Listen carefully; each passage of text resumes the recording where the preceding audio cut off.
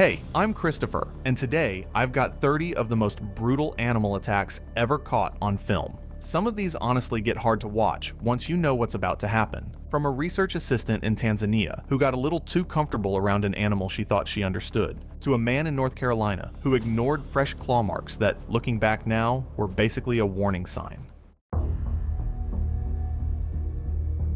It was April 12th, 2015, and the morning sun filtered through the dense canopy of a private forest reserve, casting dappled shadows across the forest floor, where Liana Okello would meet her end.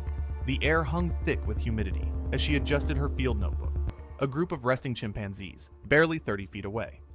Liana was a 24-year-old research assistant from Nairobi, Kenya, who had arrived at the reserve just 6 weeks earlier.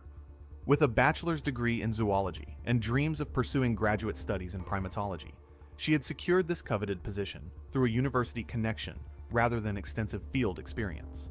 Colleagues at the research station described her as friendly, but impatient with the slow pace of observational work. Her field notes from the previous weeks showed meticulous attention to behavioral observations, but station logs revealed one prior written warning about approaching habituated animals too closely. The project was a newly established habituation effort, and protocols were still being refined. People said that she seemed determined to capture more intimate behavioral data than her peers. Adult chimpanzees, though sharing over 98% of their DNA with humans, possess substantially stronger upper body strength in short, explosive bursts. Their prominent, sharp canines are capable of deep puncture wounds. Chimpanzees are capable of extreme aggression, particularly around food resources, and documented attacks show they target the face, hands, and neck, areas that maximize damage to perceived threats or competitors. Liana spent the morning observing a chimp group from about 50 feet away. The assistants had spread out to maintain visual contact with different subgroups, a standard practice during habituation work. At 10:30 a.m., her supervisor had radioed all assistants to maintain distance due to recent food competitive behavior, and Liana acknowledged the message. By 11 a.m., two assistants 200 feet north saw her approaching the chimps with her lunch bag visible. She had been carrying fruit for her own meal, but the chimps had detected it. One called out twice. The other was slowed by dense brush. Liana closed to 15 feet, attempting to an adult female chimp, Freya, a 95-pound dominant individual, lunged forward and clamped her wrist, causing severe crush injuries and torn ligaments. Liana screamed and tried to pull back, but Freya's grip was absolute. The chimp yanked hard, dragging Liana forward and off balance. As Liana stumbled, Freya sank her canines into Liana's left forearm. The bite penetrated nearly an inch deep, tearing through muscle and partially severing the radial artery. Blood sprayed across the leaves as Liana dropped her bag and tried desperately to wrench her arm free. An adult male, drawn by Freya's aggression, rushed forward. Two other females also approached, drawn by the scattered fruit. One grabbed Liana's right leg just above the knee, biting down and twisting, causing deep muscle tearing. She fell face down into the undergrowth, her body partially obscured by the thick brush. The male seized Liana's shoulder and upper back, his canines tearing through tissue. As Liana struggled, he bit at her face and neck, causing severe facial lacerations and deep puncture wounds to the left side of her neck that damaged major blood vessels. The arterial blood pulsed out in irregular spurts, soaking into the forest floor. Liana's screams became wet gurgles as blood filled her airway. Her free arm flailed weakly, fingers grasping at nothing. The two assistants stood at the edge of the dense brush, shouting and waving their arms, but the vegetation was too thick to penetrate quickly without risking their own safety. The chimps, focused on Liana and the food, ignored them completely. One of the assistants called for emergency medical assistance. The attack continued for another 2 minutes before the chimps finally released Liana and retreated with the fruit into. By the time the other assistants reached Liana, she was unconscious. Her body sprawled in a growing pool of. Her breathing was shallow and irregular. One applied pressure to the neck wound, but the damage was catastrophic. The medical team, stationed 2 miles away at the main research camp, arrived 23 minutes after the combination of severe facial trauma, shoulder injuries, and vascular damage to the neck proved fatal. Liana was pronounced dead at the scene. The university sponsoring the habituation project suspended all field operations for 4 months, pending a comprehensive safety review. When work resumed, new protocols mandated that no researcher could approach within 50 feet of any chimp. All field teams were required to work in pairs with constant visual contact, and emergency medical kits with hemostatic agents were distributed to every team. Liana's family filed a civil lawsuit against the university, which was settled out of court for a significant confidential sum. International donors expressed concerns about management oversight, and several funding commitments were quietly withdrawn over the following year. It was September 3rd, 2015, and the temperature at a national park, Alberta, had dropped to 38 degrees Fahrenheit by 10 in the evening. The Bow River Valley lay below the ridge, and somewhere beyond the tree line, as wildlife frequently moves through the broader Bow Valley corridor, something large was moving. Rachel Summers was 34 years old and worked as a graphic designer in Calgary, Alberta. She had driven to Banff for a long weekend camping trip with 2 colleagues from her office. She was typically organized, but on this trip she decided a short walk to the bear locker wasn't worth the cold. The national park manages a closely monitored population of grizzly bears within the Canadian Rockies. The park posts food storage regulations at the entrance kiosk, at the registration booth, and on laminated cards at every campsite. The rule is simple. All food, cooking equipment, and scented items including toiletries must be stored in the designated metal bear-proof lockers at each site or locked inside a vehicle. The regulation exists because a bear that finds food near humans becomes food-conditioned, and a food-conditioned bear returns with increasing boldness until it eventually has to be destroyed. The group arrived on September 2nd and received the food storage briefing from a warden at the kiosk, who mentioned specifically that a grizzly had been flagged as active in the campground corridor that week. Rachel's 2 companions followed the rules each evening, placing their food and toiletries in the steel locker before going to sleep. Rachel did not. On both the first and second nights, she kept a bag of granola bars, a sleeve of crackers, and a container of trail mix inside her sleeping bag. She also kept a lip balm and a travel-size hand lotion inside her tent bag. Both carry scent that a grizzly can detect at considerable distance. A wildlife camera on the adjacent trail had recorded the sub-adult male grizzly, approximately 4 years old and 280 pounds, ranging the campground perimeter on 6 of the previous 14 nights. A grizzly's sense of smell is estimated to be 7 times stronger than a bloodhound's, and can detect food from over a mile away, even through packaging. Food-conditioned bears lose their natural avoidance behavior and approach camps with increasing boldness. He had been flagged 3 weeks earlier as food-conditioned after raiding an unsecured cooler at a nearby picnic area. He had been getting closer every time. By the night of September 3rd, the bear had shown increasing boldness around developed areas compared to earlier sightings. On the 3rd night, Rachel's colleagues went to bed around 10:30. Rachel fell asleep with the food bag alongside her in the sleeping bag, as she had the 2 previous nights. At some point between 1 and 2 in the morning, the grizzly entered the campsite. After moving along the perimeter of the campsite and pausing intermittently, he approached the tent, drawn by the concentrated scent from inside. He pushed his nose along the base of the tent wall, working slowly around the perimeter until he found the strongest concentration near the foot of the sleeping bag. Then, he bit and pulled. The first tear opened the rainfly and a section of the inner wall simultaneously. The sound was sharp and sudden in the quiet campground. Rachel woke immediately.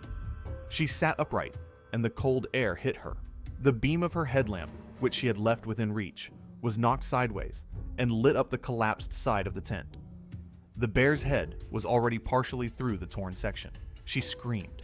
The bear reacted to the sudden movement and noise. He lunged forward into the tent and bit down on her right forearm, which she had raised instinctively in front of her face. The bite was deep through the muscle. He then pulled back, tearing the sleeping bag and pulling Rachel partly against the opening of the tent. Her right shoulder caught the tent frame on the way out and wrenched hard. She ended up on the cold ground outside the tent, face up. It was Rachel's colleagues who broke the standoff. They had woken to the screaming, and both began shouting at full volume from inside their tents. The bear paused over her briefly, head low and breathing heavily, then shifted attention toward the shouting from the other tents. He then moved back across the campsite toward the tree line. Several minutes later, a warden's truck arrived with headlights and a bear banger, and the grizzly disappeared into the forest at the eastern edge of the campground. Wardens reached Rachel at 1:52 in the morning. She had serious lacerations to her right forearm and shoulder, and blunt trauma to her upper body. She was transported to a hospital and underwent surgery that morning. In the days that followed, despite repeated surgical debridement and broad-spectrum intravenous antibiotics, widespread muscle devitalization and contamination led to a rapidly advancing necrotizing infection. Her condition deteriorated into septic shock. She died 6 days after the attack. The investigation concluded that unsecured food and scented products inside her tent were a primary contributing factor in the bear's approach. The grizzly was located the following afternoon and euthanized. It was August 15, 2014, and the ancient ice of a glacier stretched across Alaska's temperate wilderness like a frozen river of time, constantly calving into the lake below. The retreating ice had exposed rocky moraine and emerging vegetation, creating prime foraging habitat for brown bear preparing for winter. Celeste Moorhead, 44, arrived at the glacier viewing area that morning as part of a desperate attempt to repair her fractured relationship with her 19-year-old daughter Emma during an Alaskan cruise excursion. A real estate agent from Phoenix, she had spent years watching her only child drift away, their relationship strained by boundary violations and attention-seeking behaviors. Colleagues knew her as domineering, successful professionally, but personally toxic. The trip represented Celeste's last attempt to prove she could change, though arguments over control of the itinerary had already begun. Her daughter had reluctantly agreed after months of guilt-laden calls, but their tentative reconciliation was fraying under Celeste's need to document every moment for social media validation. The glacier viewing area sat surrounded by dense rainforest, where spruce and hemlock trees provided cover for Southeast Alaska's brown bear population. Alaskan brown bears can exceed 1,500 pounds during peak season, with females averaging around 500 pounds. They can accelerate from standing to high speeds within seconds when defending cubs. Their massive claws and powerful jaws evolve to catch salmon and eliminate threats to their offspring. Park naturalist Jacinth Marinin had begun her standard wildlife safety briefing by informing the 20-person tour group about a female brown bear with 2 yearling cubs spotted that morning near the glacier viewpoint, approximately 400 meters from the visitor center. She emphasized the critical importance of maintaining at least 100 yards distance from all bears, explaining how sows with cubs represented the most dangerous encounter scenario due to their hypersensitive protective instincts. Celeste interrupted Jacinth's safety presentation multiple times, loudly dismissing the warnings as overblown liability protection designed to limit tourist experiences. When the group spotted the sow and her cubs through binoculars at approximately 150 meters distance, Celeste pushed to the front and announced her intention to capture real photographs rather than tourist snapshots. Both Jacinth and Emma pleaded with her to respect the safety guidelines, but Celeste exploded in fury, screaming that she was paying good money for this experience and would not be controlled by government bureaucrats who clearly did not understand her needs as a paying customer. Despite increasingly desperate pleas from Emma and direct orders from Jacinth to remain on the marked trail, Celeste stormed away from the group toward the foraging bears. Emma's tears and Jacinth's radio calls to park headquarters went ignored as Celeste marched across the rocky terrain with her digital camera extended. Celeste approached the sow foraging while her cubs played nearby on the glacier-polished rocks. The massive bear immediately detected the threat, rising onto her hind legs and huffing, a clear warning to retreat. Celeste continued forward with her camera raised, either failing to recognize or deliberately ignoring the unmistakable signs of an agitated mother defending her young. A brown bear sow protecting cubs doesn't just attack, she eliminates threats with extreme prejudice. Her attacks are designed not to wound, but to neutralize completely, often continuing long after the threat has stopped moving. Celeste had just triggered every maternal instinct evolution had hardened into this 500-pound killing machine. The bear responded defensively, advancing toward Celeste and making physical contact. She fell onto the rocky terrain and sustained multiple injuries to the head, neck, shoulders, and upper torso, including puncture wounds and lacerations from the bear's teeth and claws. During the encounter, the bear maintained contact for several minutes, while attempting to neutralize the perceived threat to her cubs. Celeste's movements toward safety were hindered by the injuries sustained, which included deep tissue trauma, consistent with defensive behavior by a large mammal protecting offspring. Celeste became unresponsive as blood loss, shock, and blunt force trauma affected her condition. After perceiving that the immediate threat to her cubs had ended, the bear retreated with the cubs toward the surrounding tree line. Tour guides immediately radioed local emergency services. First responders arrived by helicopter, but Celeste had already died due to the severity of the injuries and hemorrhage. The coroner's examination confirmed extensive puncture wounds and lacerations to the head, neck, shoulders, and upper torso, consistent with a defensive attack by a brown bear. Death was determined to be caused by traumatic injuries, blood loss, and shock. Regional wildlife authorities concluded that the attack was a defensive response, triggered by human proximity and violation of established safety protocols. The bear family was monitored but not relocated, as their behavior was consistent with natural maternal defense.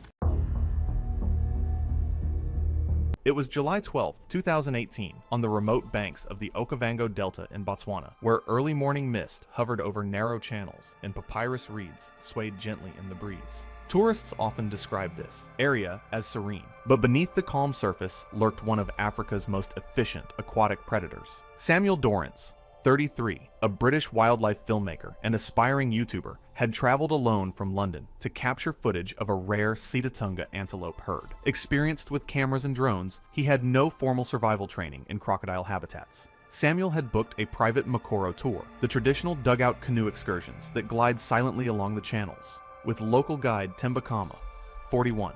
Temba knew the delta and its dangers, giving daily briefings about staying low, keeping hands inside, and never leaning toward the water.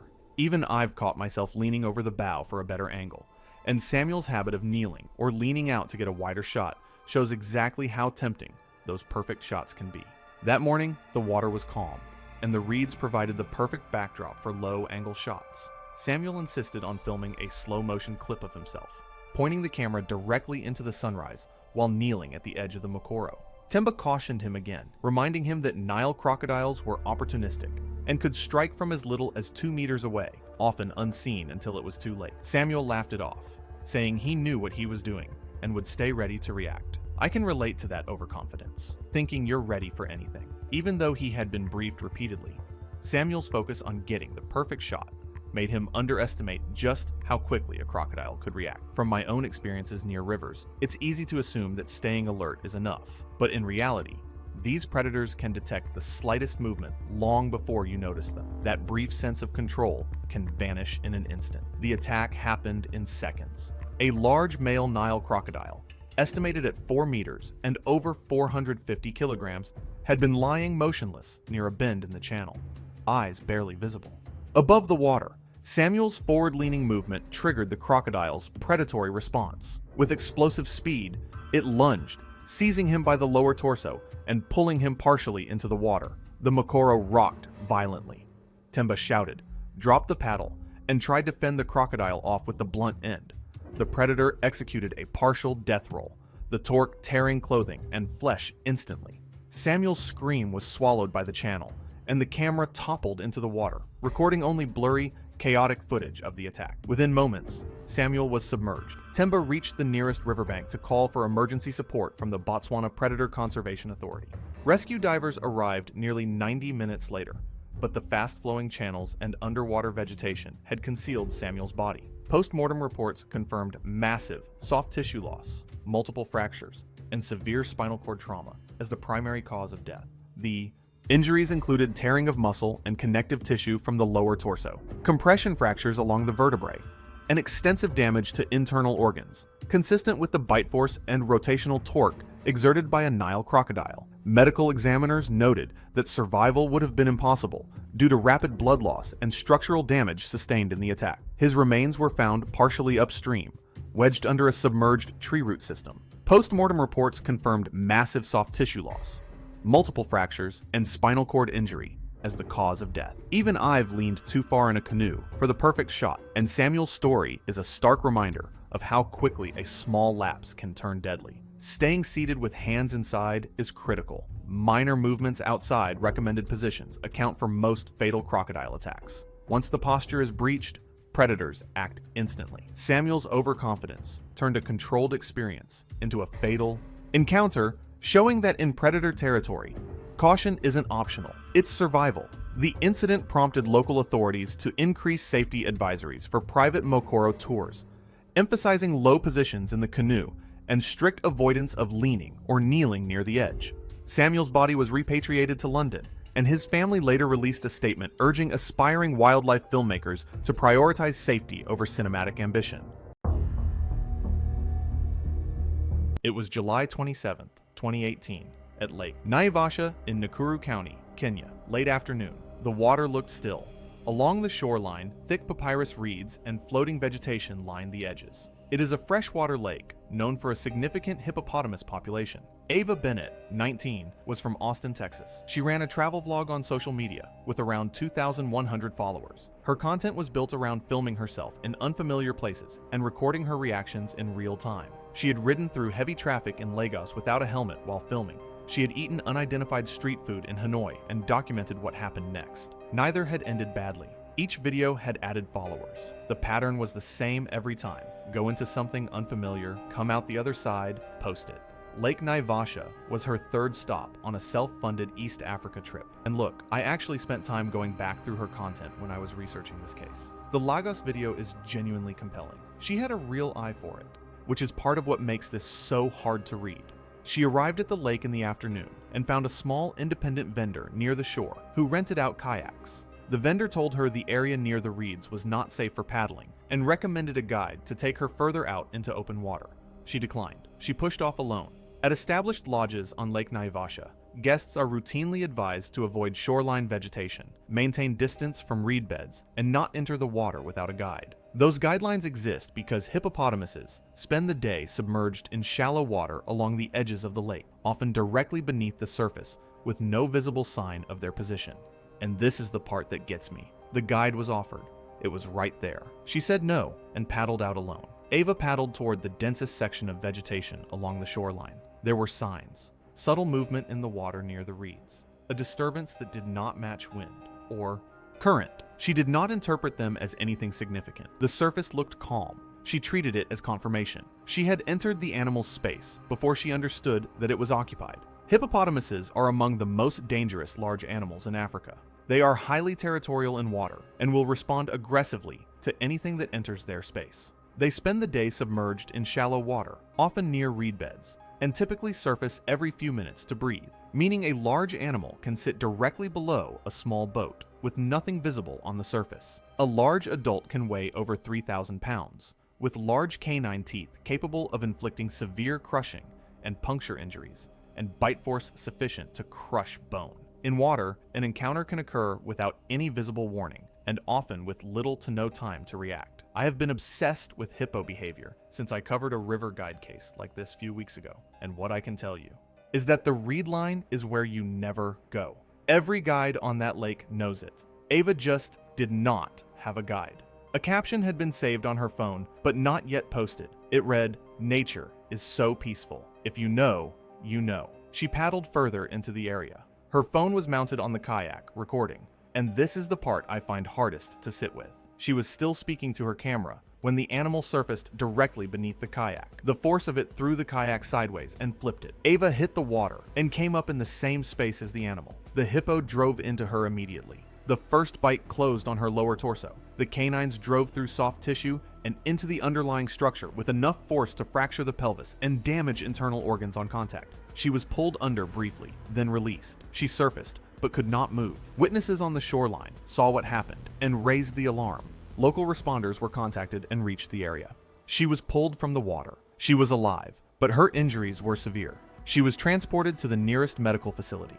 Staff received her in critical condition and initiated emergency intervention, including fluid resuscitation and attempts to stabilize internal injuries. However, the extent of pelvic trauma and internal organ damage, combined with prolonged blood loss and delayed access to advanced surgical care, had already led to irreversible shock. Despite continued efforts, her condition deteriorated rapidly. She was declared dead shortly after arrival. Clinical assessment determined the cause of death to be hemorrhagic shock due to traumatic injuries sustained in a hippopotamus attack. Local authorities documented the incident and reiterated safety guidance regarding shoreline navigation without a guide. The vendor reported that a warning had been given, though this could not be independently confirmed. Ava's body was repatriated to the United States. Her family held a funeral in Austin.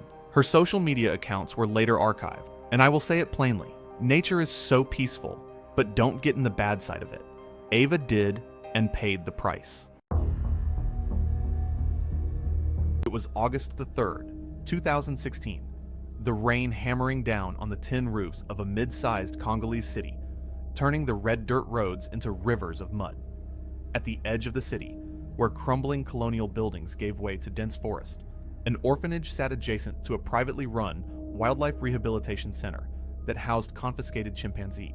8-year-old Manu Coffee, who had lost his parents to hemorrhagic fever 3 years earlier, was known for never staying still and often wandering off.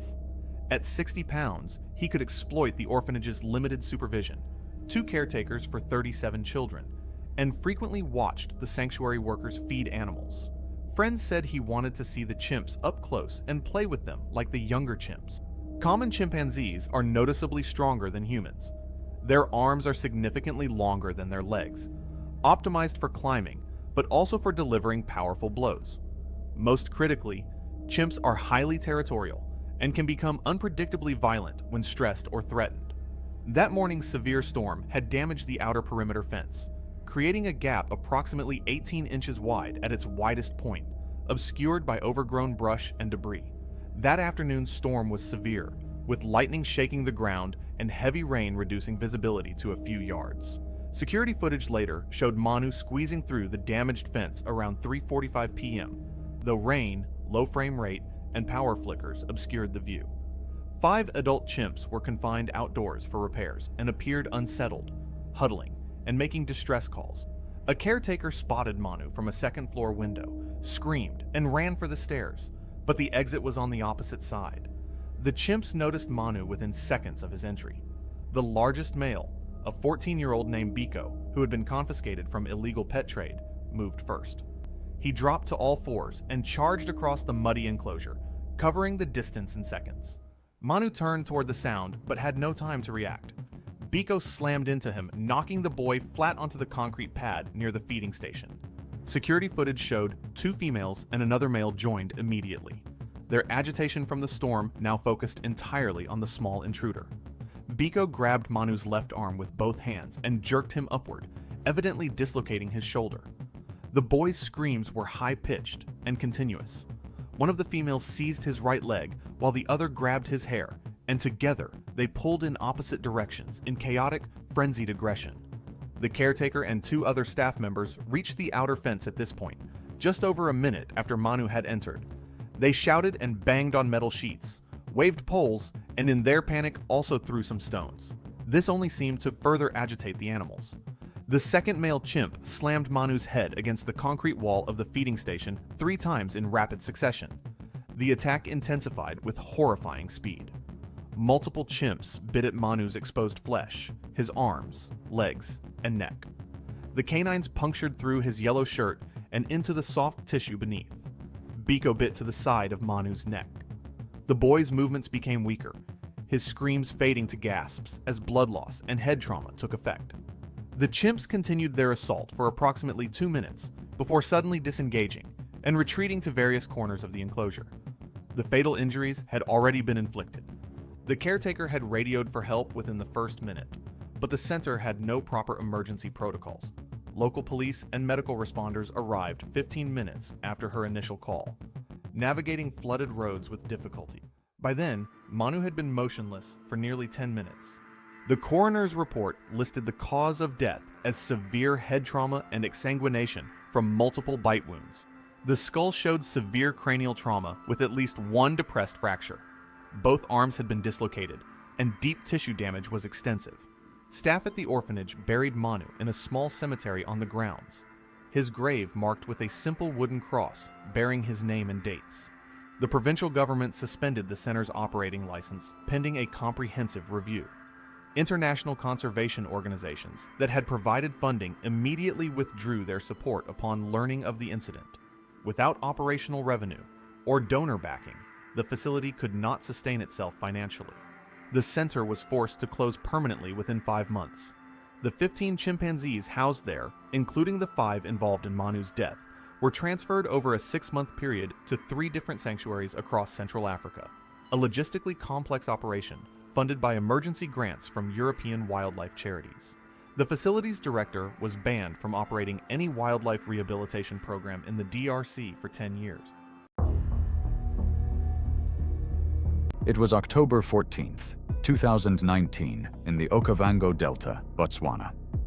The night was clear and still, the air carrying the particular quality it achieves in the delta during the dry season, cool and sharp, smelling of water and grass.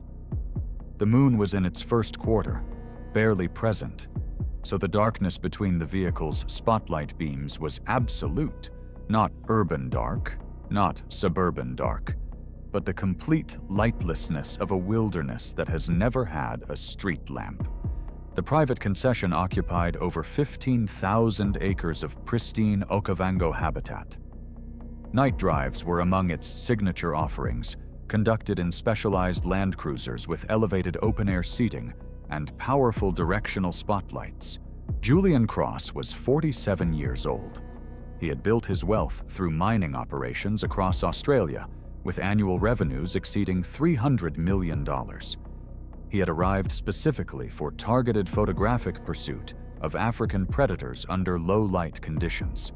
A mirrorless body with a full-frame sensor optimized for high ISO performance, a fast 85mm prime, a stabilized 200mm telephoto.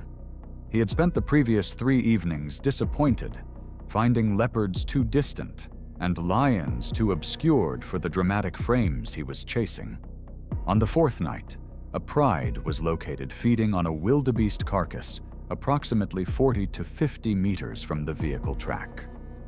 The spotlight picked them out in sharp relief: 6 adults and 3 half-grown juveniles, the dominant female's face copper red with blood, tearing at the carcass with focused efficiency. It was extraordinary. It was not enough. The angle from the elevated seat gave a slightly downward perspective that flattened the drama. Julian needed lower. He needed to feel small relative to the animals, which meant placing himself at their level, which meant being on the ground. The guide, 14 years of experience in the Okavango, had given the standard instruction before the drive and repeated it when the lions were spotted. No one exits the vehicle. It was not excessive caution.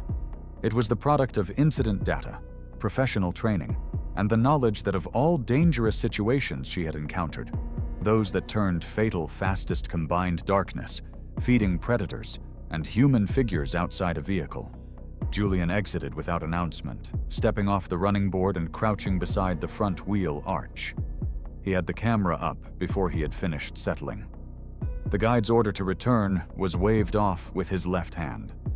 What he did not have from his position was any awareness of what existed beyond the spotlight's edge. The beam illuminated perhaps 15% of the surrounding area. The remaining 85% was ink. Julian was looking at the lit section. He was not looking anywhere else. A 7th lion, a mature female not part of the main feeding group, had been moving in a wide arc around the vehicle for approximately 4 minutes before Julian exited. She had detected the vehicle's arrival before the spotlight had found the pride.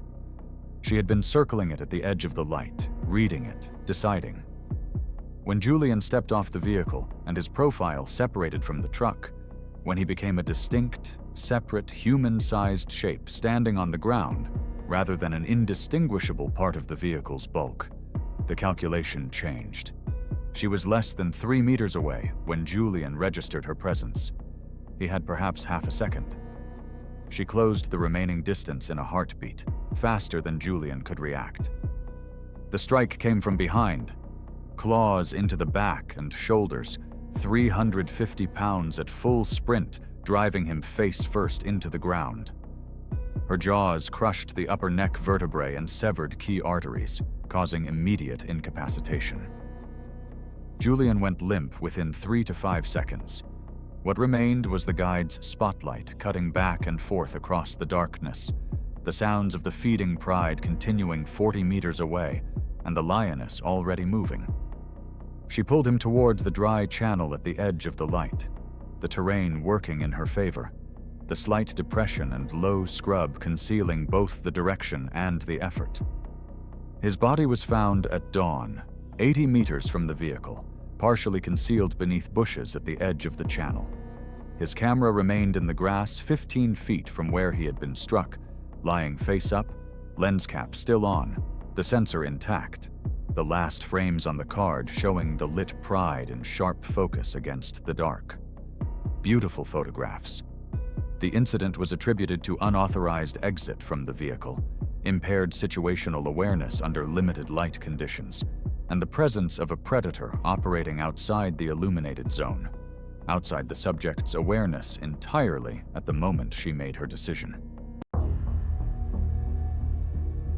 It was the 4th of September, 2017, and the northern range of Yellowstone National Park had settled into the particular stillness of early fall, the summer crowds thinning, the grasses going gold along the ridge trails above Lamar Valley, the air carrying the first suggestion of cold that would deepen through the month. The valley below held the kind of light that photographers drive long distances to find. However, someone didn't know they wouldn't see the next day. Joe Callahan, 34, had spent 8 years as a staff writer at a regional newspaper in Bozeman before the company downsized, and his position was eliminated in the spring. Wildlife photography had been a hobby for most of his adult life. Weekends in the field, a decent camera body, several thousand images archived on hard drives he had never done much with. The job loss had pushed him towards something he might not have attempted otherwise. He was building a wildlife blog, pitching field experience stories to editors, trying to construct something from the wreckage of a career he had not chosen to leave. People who knew him described him as quietly determined, someone who processed difficulty by working rather than waiting. The Yellowstone trip was both research and reset, a chance to produce the kind of immersive, first-hand content that might distinguish his site from the dozens of others competing for the same shrinking pool of editorial attention. He had driven up from Bozeman alone and hiked out along the ridge trail above the valley shortly after dawn, camera bag over one shoulder, moving with the focused patience of someone who understood that good wildlife images required time and positioning. He had been on the trail for nearly 2 hours by the time he reached the ridge overlook. The morning had been productive by his standards. A coyote crossing the valley floor at first light, a bald eagle working the thermals above the tree line, a bull elk moving through the sage at the far edge of his range. None of it was extraordinary, but it was usable, the kind of quiet accumulation of images that built a body of work over time. He had stopped at the overlook to rest and review his shots, eating a protein bar and scanning the valley below with his lens, still hoping for something that would anchor the first post on his site. That was when he noticed the ravens. 5 or 6 birds lifting from the sagebrush and settling again in the same tight patch of ground, roughly 100 yards below the trail. He watched them through his lens for several minutes. The pattern was consistent. The birds lifting and resettling in the same tight area, and to him it read as a predator kill, exactly the kind of discovery he had come to find. He left the trail and began moving downhill through the grass toward the birds, staying low, picking his way through the brush carefully, focusing on angles and light. As he closed the distance, the smell reached him, sharp, metallic. The heavy scent of fresh blood carried on the warming air. He paused briefly as the odor strengthened with each step. The ravens continued shifting around the same patch of ground. The birds lifted all at once, a sudden loud eruption of wings, and the hillside went quiet in the way that hillsides go quiet when something large has lifted its head. Joe took 2 more steps through the brush, trying to see what had startled them. He was 20 feet from the carcass when the grizzly came up from beside it. There was no warning sequence, no bluff charge, no assessment. A bear guarding a carcass at that distance has already made its decision. The bear covered the distance almost instantly and struck him before he could raise his arms. What followed lasted less than a minute. The bear bit into his neck and upper back, drove him to the ground, and mauled him with the focused, forceful efficiency of an animal eliminating a threat to its food. When it was satisfied, the threat was gone. It returned to the carcass. Joe did not move again. A pair of hikers on the ridge trail heard the ravens scatter, and then heard nothing, which was its own kind of sound. They scanned the slope below with binoculars and saw the bear at the carcass and a shape in the grass nearby that was not grass. They called 911 from the ridge at 9:14 a.m. Rangers closed the trail and approached cautiously after confirming the bear had moved off the carcass. They reached Joe 40 minutes after the call and found him unresponsive with catastrophic injuries to the neck and upper body. Emergency medical personnel arrived shortly after and confirmed death at the scene. No evacuation was initiated. The medical examiner listed the cause of death as as traumatic injury sustained in a grizzly bear attack, with wounds to the cervical region incompatible with survival. Investigators noted he had approached an active scavenger congregation without bear spray and close to contact distance of a food-guarding grizzly. Rangers documented the carcass site, photographed tracks and disturbance patterns in the grass, and collected field notes describing the bear's defensive feeding behavior. Joe was buried in Bozeman 2 weeks later. He had never published a single post. It was March 14, 2015, and a wide African river flowed through a remote region inhabited by one of the continent's most dangerous mammals. The river appeared calm on the surface, but local hippos maintained territorial zones that had caused previous human fatalities. Vera Caldwell, 42, arrived in the region 6 days earlier, determined to prove herself after a bitter divorce and an inheritance that left her financially secure. Known at her school for constant dissatisfaction, she approached the 8-day eco-tour as a personal declaration of independence. Her fellow travelers quickly grew weary of her non-stop complaints about accommodations, meals, and prices. She spent days antagonizing veteran river guide Jonas Mwanza, dismissing his safety warnings as fear-mongering, all while documenting grievances for scathing online reviews. This river system harbors one of Africa's densest hippopotamus populations, with pods of 10 to 30 individuals claiming territorial stretches of shallow water where they spend daylight hours submerged to protect their sensitive skin. Adult bulls can exceed 4,000 pounds and achieve surprising speed both in water and on land. Their massive jaws evolved to crush riverbank vegetation and unfortunate intruders with equal efficiency. These deceptively docile-looking animals kill more humans annually than lions, leopards, and crocodiles combined. Their unpredictable aggression triggered by perceived threats to their territory or young. Jonas had begun the morning safety briefing by pointing to a pod of hippos visible 100 meters upstream, their ears and eyes barely breaking the surface as they monitored the approaching canoes. He explained their territorial nature and the critical importance of maintaining distance, but Vera interrupted repeatedly, accusing him of ruining the experience with unnecessary paranoia. When Jonas explained that hippos were capable of biting through wooden canoes, Vera laughed dismissively and stated she had not paid premium prices to avoid wildlife encounters. Her canoe partner, a soft-spoken retiree named Margaret, pleaded quietly for caution as they launched into the current. As the group of 6 canoes approached the hippopod, Jonas signaled for everyone to paddle toward the opposite bank, but Vera demanded Margaret steer directly toward the animals. She stood unsteadily in the narrow canoe, phone extended for video footage, shouting at the other tourists to stop being babies and get closer for dramatic shots. Jonas's repeated warnings were ignored as Vera directed Margaret to paddle closer, bringing the canoe to within approximately 15 meters of the hippopod. What Vera didn't understand was that hippos can hold their breath underwater for up to 5 minutes, allowing them to approach threats completely submerged and invisible. The bull monitoring their canoe had already begun his approach beneath the murky surface, tracking their movements through vibrations and sound. The incident began when Vera stood in the canoe, causing it to become unstable. The sudden shift disrupted the vessel's balance, and both occupants were thrown into the river. The bull hippopotamus erupted from below, its massive jaws clamping down on Vera's torso, inflicting severe injuries to the upper body, including punctures and contusions consistent with blunt force trauma. She was quickly submerged, and her phone was lost during the incident. Following the initial bite, the bull resurfaced and lunged again in short, forceful bursts. Witnesses observed repeated surges in the same area, each resulting in additional impact and forced submersion. The pattern was consistent with territorial defensive behavior. Margaret remained on the overturned canoe and called for help while maintaining distance. Vera's body resurfaced intermittently in the turbulent water. Observers noted limited movement following the initial impact, consistent with severe trauma and water inhalation. After several forceful surges, the bull disengaged and moved toward deeper water. Vera was left unresponsive in the river. The tour guide quickly directed the remaining canoes to safety and radioed base camp. Local fishermen arrived approximately 12 minutes later, followed by park rangers 18 minutes later. Rescue personnel took approximately 45 minutes to locate Vera's body, found wedged against fallen tree branches roughly 200 meters from the attack site. The coroner's examination revealed massive internal trauma, including multiple rib fractures, punctured lungs, and severe tissue damage to the torso and abdomen.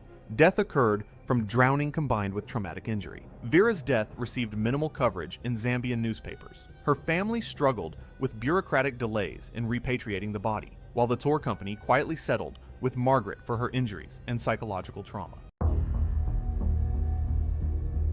It was September 22nd, 2017, in Kenya's Masai Mara National Reserve, where golden grass stretched across the plains under a crisp morning sky. A pride of lions lay scattered among termite mounds, nearly invisible to anyone who didn't know exactly where to look. Jovel Terrado, 26, was a Filipina living in Dubai, working full-time as a dental hygienist while building her social media presence. She had just over 14,000 followers and was deeply invested in creating content that could grow her platform. She had no formal wildlife experience, no prior safari trip, and relied entirely on what she had seen online. It's surprising how fast curiosity and wanting something more can get someone into trouble in the wild. Even a careful person can be in serious danger from just one choice. The first 2 days passed without incident. Jovel filmed constantly, narrating her experience with energy, but the footage lacked the dramatic edge she wanted. By the second evening, she expressed frustration to her friend Dina, seeking something more visually striking. On the morning of September 22nd, the group returned to a spot where a lion pride had been seen the day before, about 120 meters away and partly hidden. The guide, Elijah Koske, made it clear no one should leave the vehicle. Jovel asked to step out for a walking shot, ignoring repeated warnings and citing online videos. Even I also wanted to step out sometimes for a better angle, thinking I could handle it. And reading this really makes me realize how quickly that confidence can become deadly. While Elijah briefly stepped out to check a tire, she quietly opened her door, handed her phone to a friend, and walked several meters into the grass. A male lion, lying flat behind a termite mound 40 meters away, saw her isolated movement and instantly triggered its ambush instinct. Once the charge began, escape was nearly impossible. The lion struck from behind, knocking her to the ground with full force. The initial impact incapacitated her immediately. In the same sequence, the lion secured a bite at the back of her neck and upper spine. The motion was precise and controlled, causing instant collapse of motor function. Her body went still within seconds. Even imagining that moment makes my stomach drop. Just a few seconds, and there's nothing you can do to stop it. The lion shifted slightly to maintain a throat hold,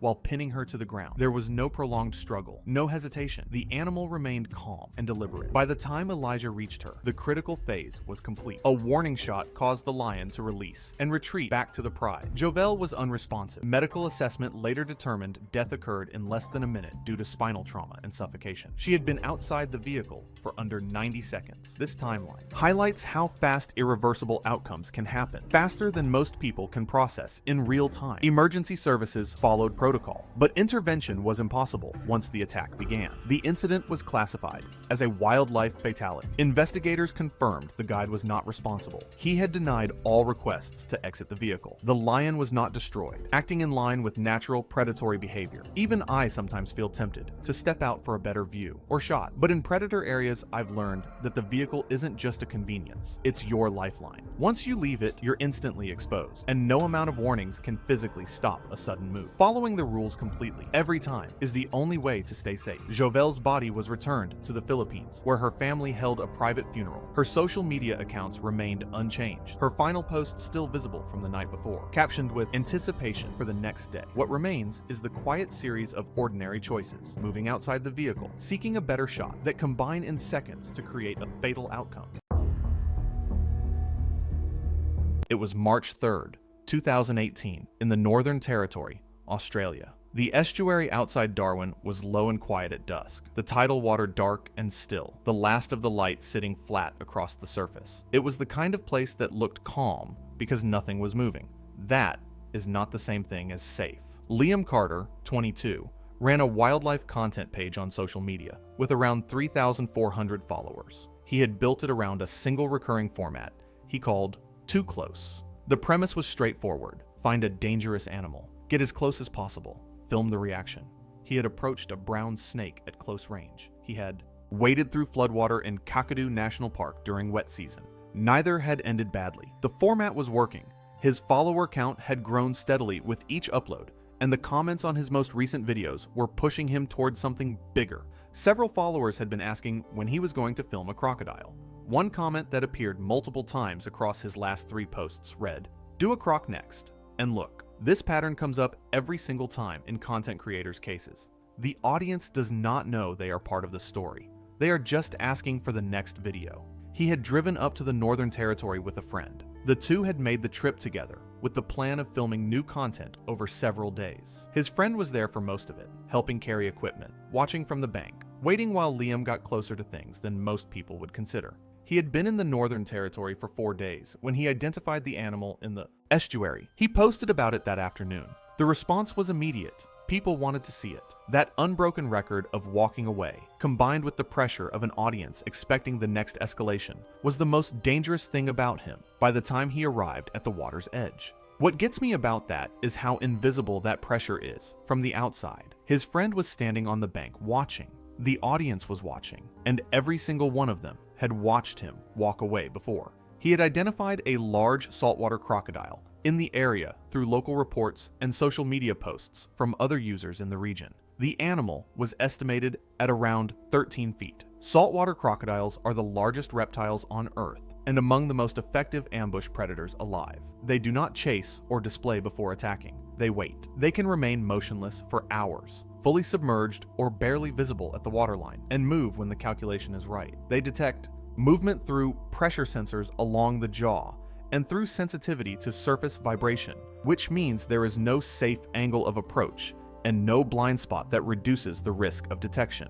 The authorities had installed warning signs at multiple points along the estuary following prior fatalities in the area. Liam walked past them. He had watched online content suggesting that approaching a crocodile from a certain angle reduced the risk of detection. The same source had noted clearly that no angle made close proximity safe. Liam had taken the first part and left the second behind. He strapped his GoPro to his chest, set it recording, and waded into the water at dusk.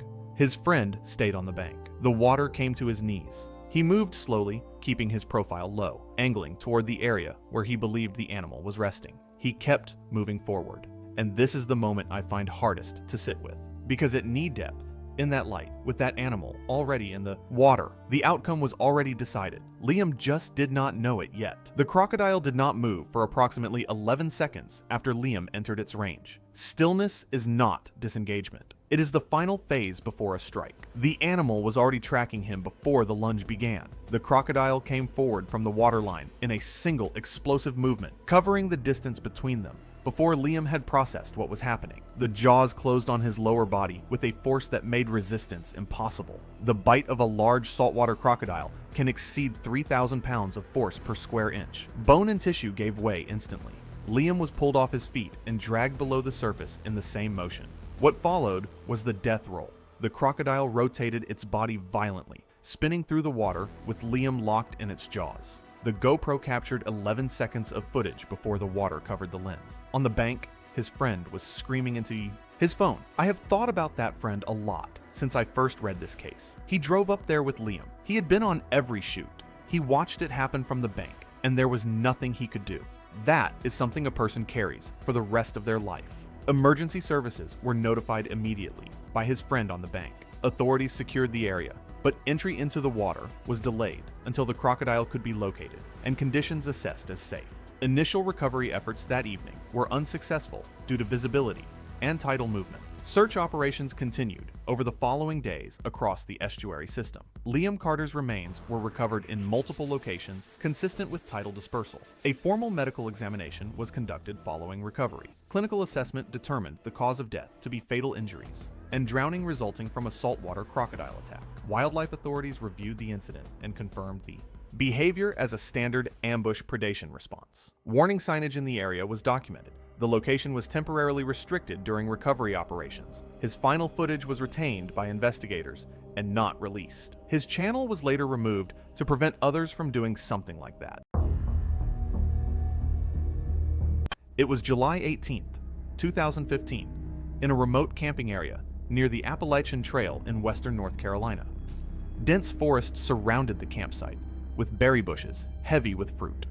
Visibility through the trees was limited to about 30 feet. The ground was soft from recent rain, showing tracks clearly. Roger Finch was 34 years old, an off-duty park ranger from a neighboring district.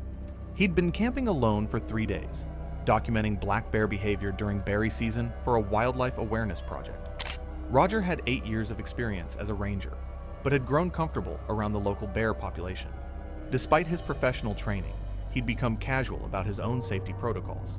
He'd encountered black bears dozens of times without incident, and believed his experience made him accepted by the local bears. Rangers had posted warnings about a female bear with cubs showing aggressive behavior. She'd bluff charged 2 hikers 4 days earlier. Roger had seen her twice from a distance and believed she was used to him. He'd even named her Bella in his field notes. That morning, Roger found fresh claw marks on trees near his camp, higher and deeper than before. Berry bushes around his tent had been stripped overnight.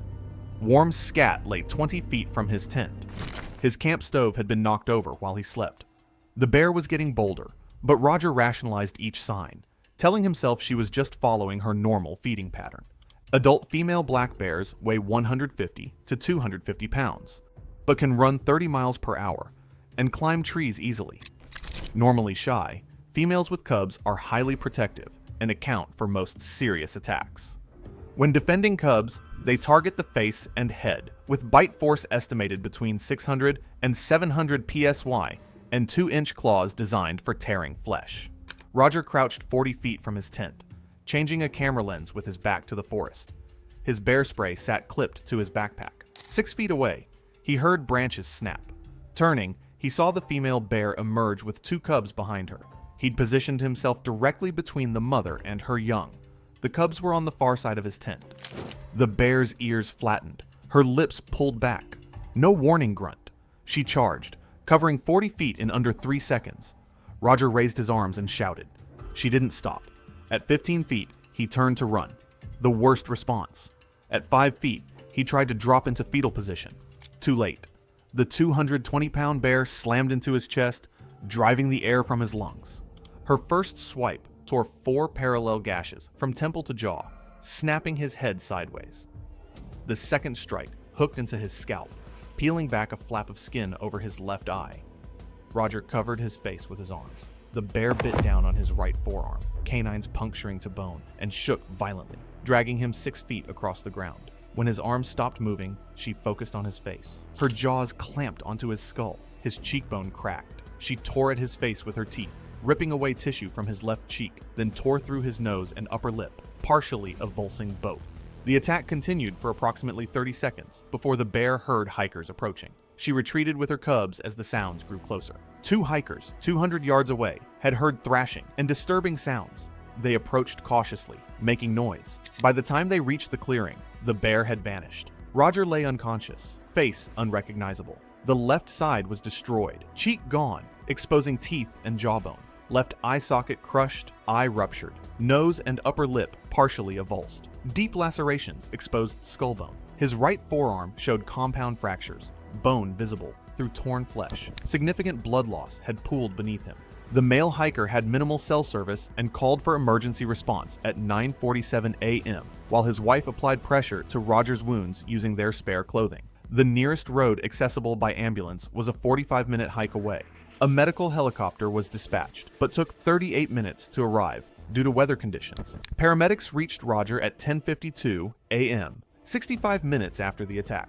Roger died during the helicopter flight at approximately 11:20 a.m. Multiple skull fractures with intracranial hemorrhage and airway compromise proved incompatible with survival. When the bear was tracked and euthanized 2 days later, examination revealed Steiner trace amounts of human tissue consistent with incidental ingestion during the attack. The case was ruled an accidental death caused by wildlife encounter.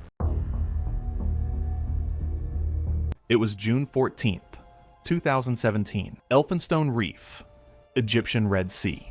An open water shark dive operating at a remote offshore site known for reliable encounters with the oceanic white-tip shark. The dive was conducted under direct supervision, with guides in the water. Multiple sharks were present from the start of the session. One large oceanic white-tip, estimated at around 9 to 10 feet, had been circling at a distance since the group entered. The water. Blaine Carter was 28. He ran a social media page built around close wildlife footage and had around 6,000 followers. Every trip he took was content. Every dive was an opportunity to come back with something that would perform well and grow the page. He had paid approximately $4,000 for this dive and had told his followers before leaving that he would return with clear shark footage. The helmet-mounted GoPro he wore into the water was not just equipment, it was the whole point of being there. Before entry, the dive guides ran a full briefing. The rules were specific to the environment. Maintain a stable position. Do not reach toward sharks or any objects in the water. Do not pursue drifting equipment. Keep all movements controlled and deliberate. Oceanic whitetips were described during the briefing as slow-moving animals capable of sudden acceleration and highly responsive to erratic or uncontrolled movement in open water. Blaine heard the briefing and entered the water. The first portion of the dive went without incident. The sharks were present and moving at distance. Blaine was recording. The large whitetip continued its wide circle around the group. Nothing happened that was outside the expected parameters of the dive.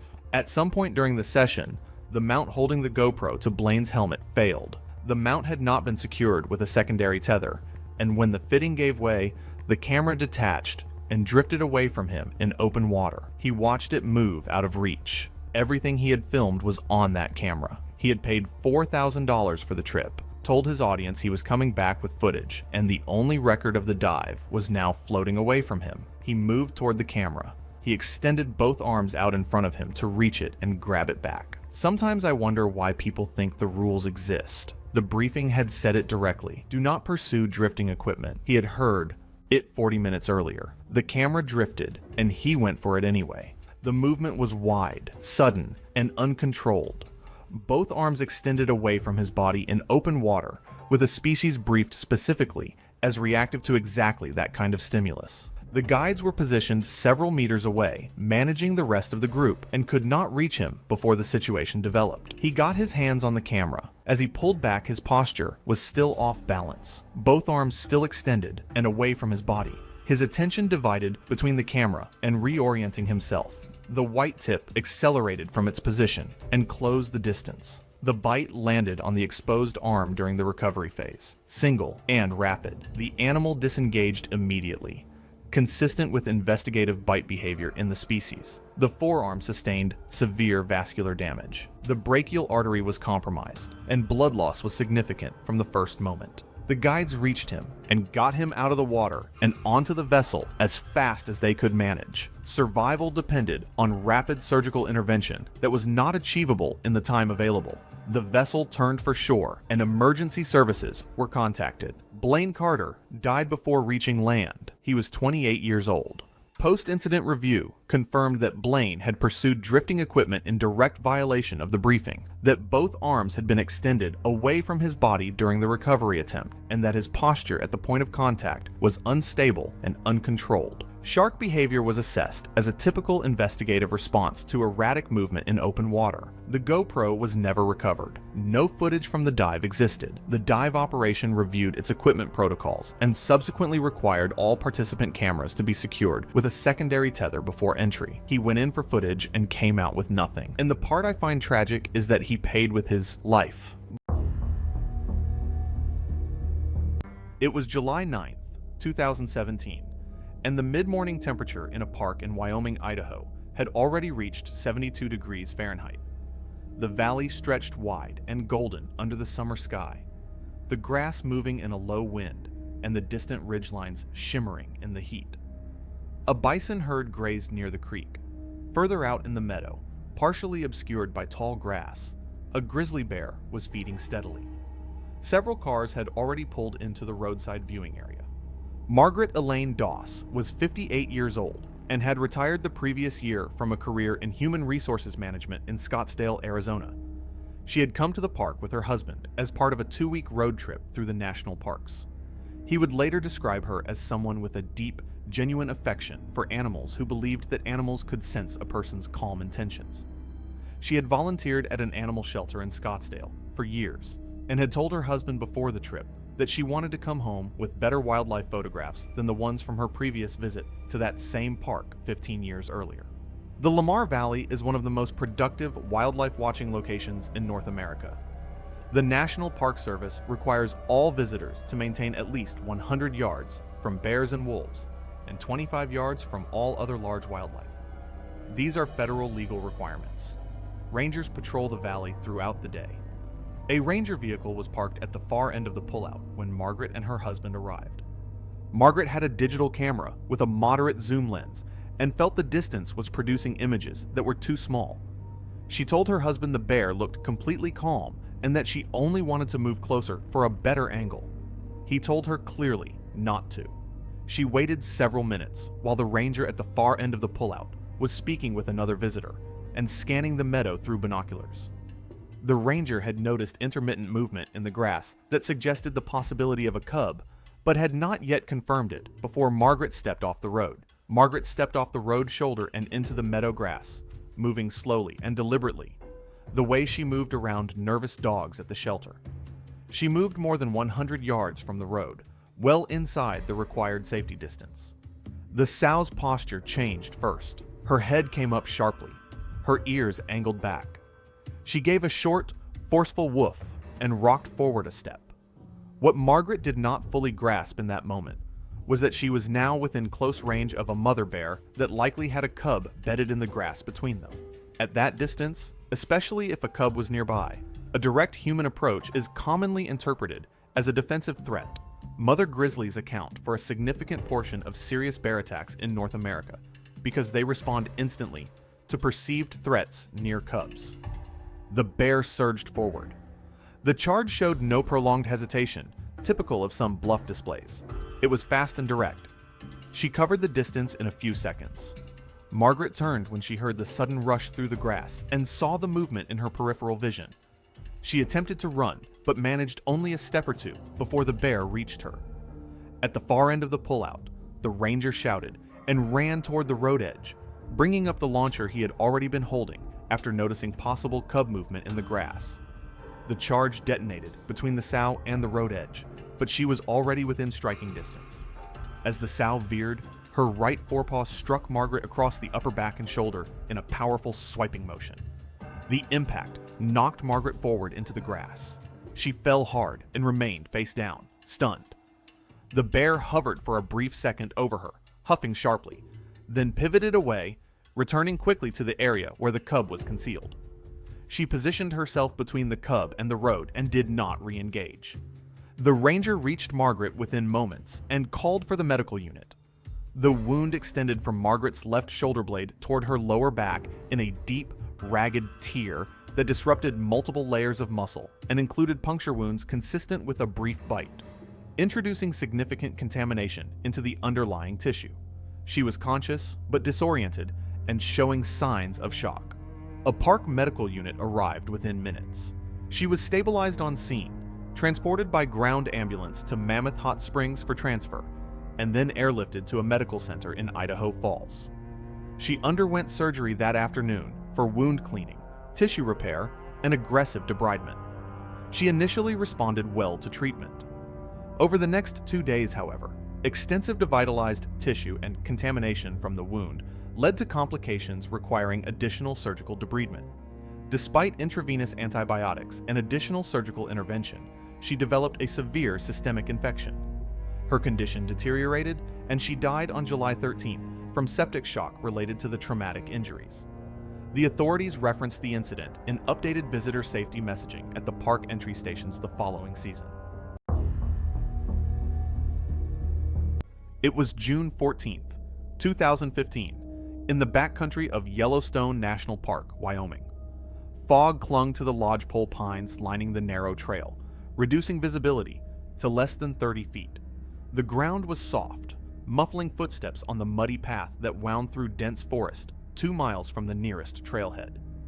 Kelsey Vance was 24 years old, a second-year graduate student in wildlife biology from Oregon. She had arrived in Yellowstone several weeks earlier as part of a summer research program studying wolfpack movements. Her assignment that morning was to check remote camera traps positioned along known wolf corridors. Kelsey maintained social media accounts on TikTok and Instagram, where she occasionally posted about her fieldwork. Her accounts had modest followings of friends, family, and classmates, with her videos typically receiving between 200 and 600 views. She posted once or twice per week when she had interesting footage to share from her research work. Kelsey had completed the required bear safety training upon arrival and had hiked alone in grizzly country on prior occasions during undergraduate fieldwork in Montana, both times without incident.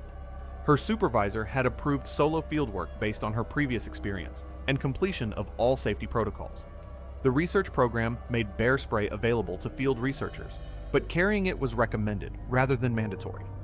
Kelsey had declined to check out a canister, relying instead on noise-making and situational awareness techniques that had served her well in the past. She had signed out alone from the research station that morning, writing her planned route and expected return time in the logbook. Her phone was in her jacket pocket. She had posted a brief photo to Instagram that morning from the trailhead, showing the foggy conditions. The area was known for high grizzly activity in early summer, when bears emerged from dens and sows brought cubs down from higher elevations. The Yellowstone grizzly bear is a distinct population of brown bears inhabiting the greater Yellowstone ecosystem. Adult females typically weigh between 300 and 400 pounds, while males can exceed 600 pounds. These bears can run at speeds up to 35 miles per hour in short bursts, even through dense forest terrain.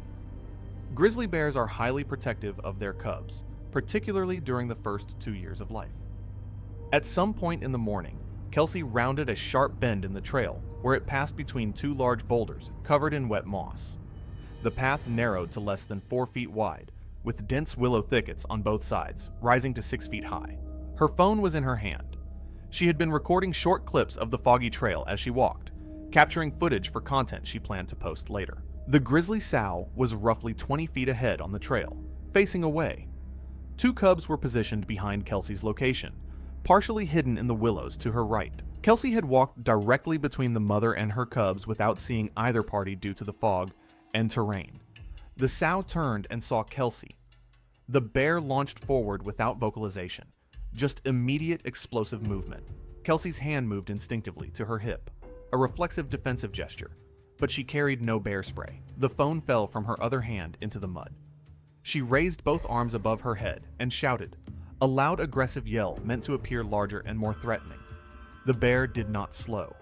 The sow's momentum carried her forward into Kelsey in less than 2 seconds, striking her with both front paws and knocking her backward off the trail with tremendous force. Kelsey landed on her back in the mud just off the trail. The bear was on top of her immediately, its full weight pressing down.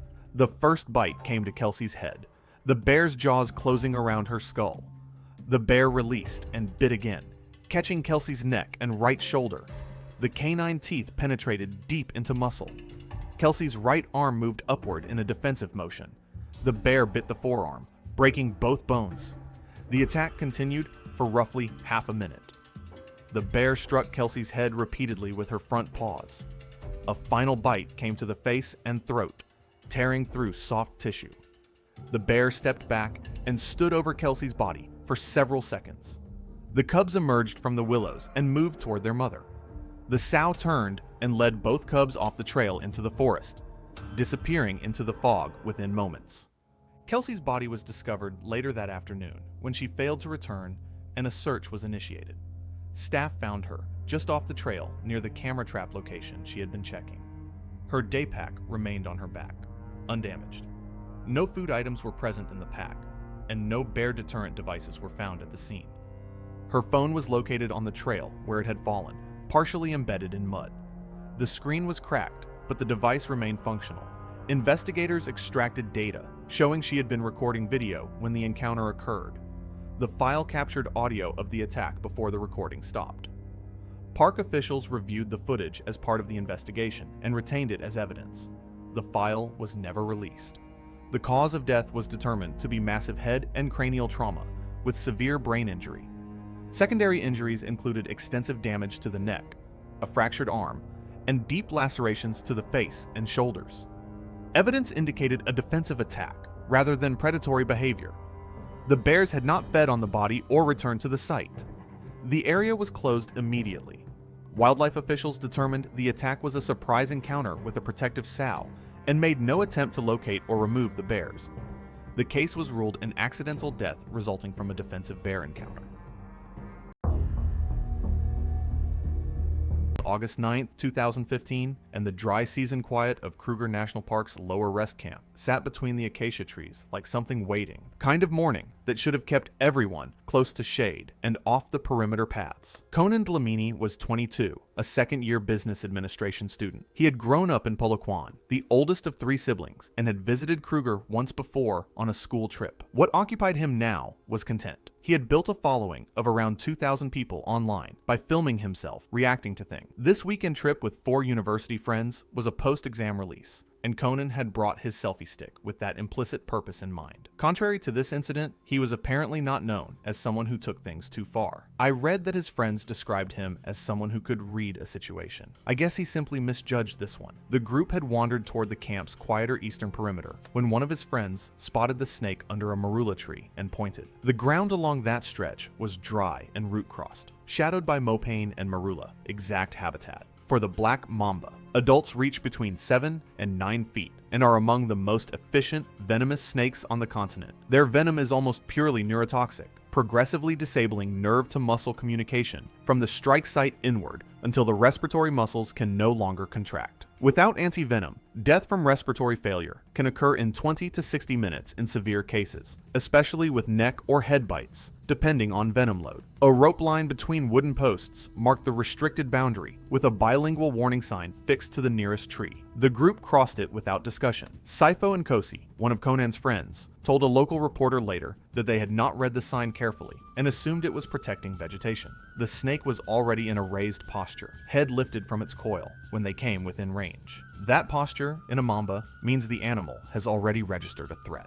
Conan extended his selfie stick toward it, likely to get the angle he wanted. His friends were still laughing when the snake moved. The first strike hit his right forearm. The footage recovered from his phone shows only a frame blur, and then the snake already withdrawn. Conan shook his arm out and looked at the punctures, small and paired. He was still smiling when the second strike landed on the left side of his neck within 4 seconds of the first. Immediately recognizing something was wrong, Conan walked toward the nearby path, and his friends helped him. They began shouting for help and moving quickly toward the ranger station. He vomited once while walking, and his sweating became noticeable on his shirt. By the time they reached a point visible from the main camp road, his limbs were noticeably weak, his steps uneven, and he required support from 2 friends to continue. They flagged down a passing vehicle carrying maintenance staff, who radioed for a ranger pickup, but the camp's internal radio system was temporarily down, causing a brief delay. On the way, Venom progressed rapidly. His speech slurred, grip weakened, and his legs gave way multiple times, forcing the friends to lift him into the vehicle. Froth formed at the corners of his mouth. Breathing became shallow and effortful, but he remained conscious enough to track movement with his eyes. The rangers who eventually met them at the edge of the camp tried to administer oxygen, but it was already too late to reverse the neurotoxic progression. Conan lost the ability to breathe independently while being transferred in the ranger vehicle. He showed no distress on his face in the final minutes. That was the detail Saifo returned to in his interview. There was no expression that told them it was ending. Coroner findings showed 2 envenomation sites confirmed, right forearm and left lateral neck. The neck strike allowed rapid venom access near major vessels, accelerating systemic spread. Cause of death was respiratory paralysis, secondary to neurotoxic envenomation consistent with black mamba. Time of death estimated within 40 to 50 minutes of first strike, consistent with severe systemic progression of mamba venom. No antivenom was administered before death. The 3 friends who stayed with Conan were treated at the camp medical station for shock. Sifo gave a brief account to a local Limpopo newspaper the following week. What made this story sad for me is that he said the part that stayed with him was how ordinary it looked from the outside, that they were trying to help someone they knew, and then they weren't. The black mamba was located that evening and captured and safely relocated by trained park wildlife staff deeper into the reserve, following standard Kruger snake handling protocols. It was November 6th, 2014, along a remote Antarctic shoreline where low ice shelves met dark, near freezing water under a pale and cloudless sky. The landscape was open and stripped of anything that could be described as cover, flat ice, gray water, and a horizon that offered no reference point for scale or distance. The conditions that afternoon were as stable as they ever get that far south. Clear visibility, minimal wind, and a flat surface on the water that reflected the sky almost perfectly. Claire Dubois, 35, was a documentary editor from France. She had spent years working with footage from remote environments, editing sequences that other people had filmed in places exactly like this one. And the trip to Antarctica was something she had planned for a long time. She joined a small private expedition to the region as a personal trip, traveling with a group of roughly 8 people under the supervision of 2 experienced polar guides. Landings on ice-covered terrain were short, timed, and conducted with clear protocols about where the group could move and how close they could get to the water's edge. The guides were not casual about the rules. They had worked in polar environments long, enough to understand that the conditions that look the safest are often the ones that carry the most risk. Claire had followed the group's protocols without issue throughout the earlier portion of the expedition. She was methodical by nature and had not given the guides any reason for concern during the previous landings. The stop on November 6th was treated as routine, a short landing on a stable section of ice shelf with the group spread out but within sight of one another, and both guides positioned to monitor movement near the water. At approximately 2:15 p.m., Claire was positioned along the low edge of the ice shelf, within a few feet of the water line. The ice at that section was flat and solid, and the water below was dark and completely still. She crouched low to stabilize herself and extended one hand briefly into the water. Leopard seals are not an animal that most people think of as dangerous, and I think that gap between perception and reality is exactly what makes encounters with them so hard to prepare for. People picture seals as docile, almost clumsy animals, and for most species, that's not entirely wrong. Leopard seals are a different category entirely. Adults reach up to 11 feet in length and can weigh over 1,000 pounds. Their build is elongated and muscular, with a disproportionately large head and jaws designed for gripping and tearing, rather than the fish-catching mechanics of most other seal species. They are apex hunters in their environment, and their primary prey, penguins, are caught through ambush from below. The seal positions itself beneath the surface, near areas where penguins enter or exit the water, and strikes upward with explosive speed when movement is detected above. They do not circle or signal. They do not investigate cautiously. They approach from depth, and the first indication of their presence is the strike itself. When contact is made, they pull downward, using their body weight and the resistance of the water to maintain control of whatever they have caught. That last detail is the one that I think people least expect. It is not a single strike and release. The animal is built to hold on and pull down. The attack came from beneath the water, without any visible warning. The surface had shown nothing. No ripple, no shadow, no movement of any kind. The seal surged upward from below, made contact with Claire's arm and upper body, and pulled her from the ice shelf and into the water before either guide could close the distance. The water temperature in that region sits near 28 degrees Fahrenheit. The guides reached the edge within seconds and worked to pull her back onto the ice. But the time she spent submerged, combined with the trauma from the initial strike and the effect of the water temperature on her body, had already determined the outcome. She did not survive. I've come across a small number of documented leopard seal incidents involving researchers and divers near the ice edge, and what stands out in almost every case is how little warning preceded the contact. There is a prior fatal case in the research record involving a marine biologist pulled underwater in similar circumstances off the Antarctic Peninsula. The behavior is rare, but it is not without precedent, and the animal in Claire's case was not acting outside its natural patterns. It detected movement at the surface and responded to it the same way it would respond to a penguin entering the water. The fact that the target was a person made no difference to the animal. That is something I find genuinely difficult to sit with.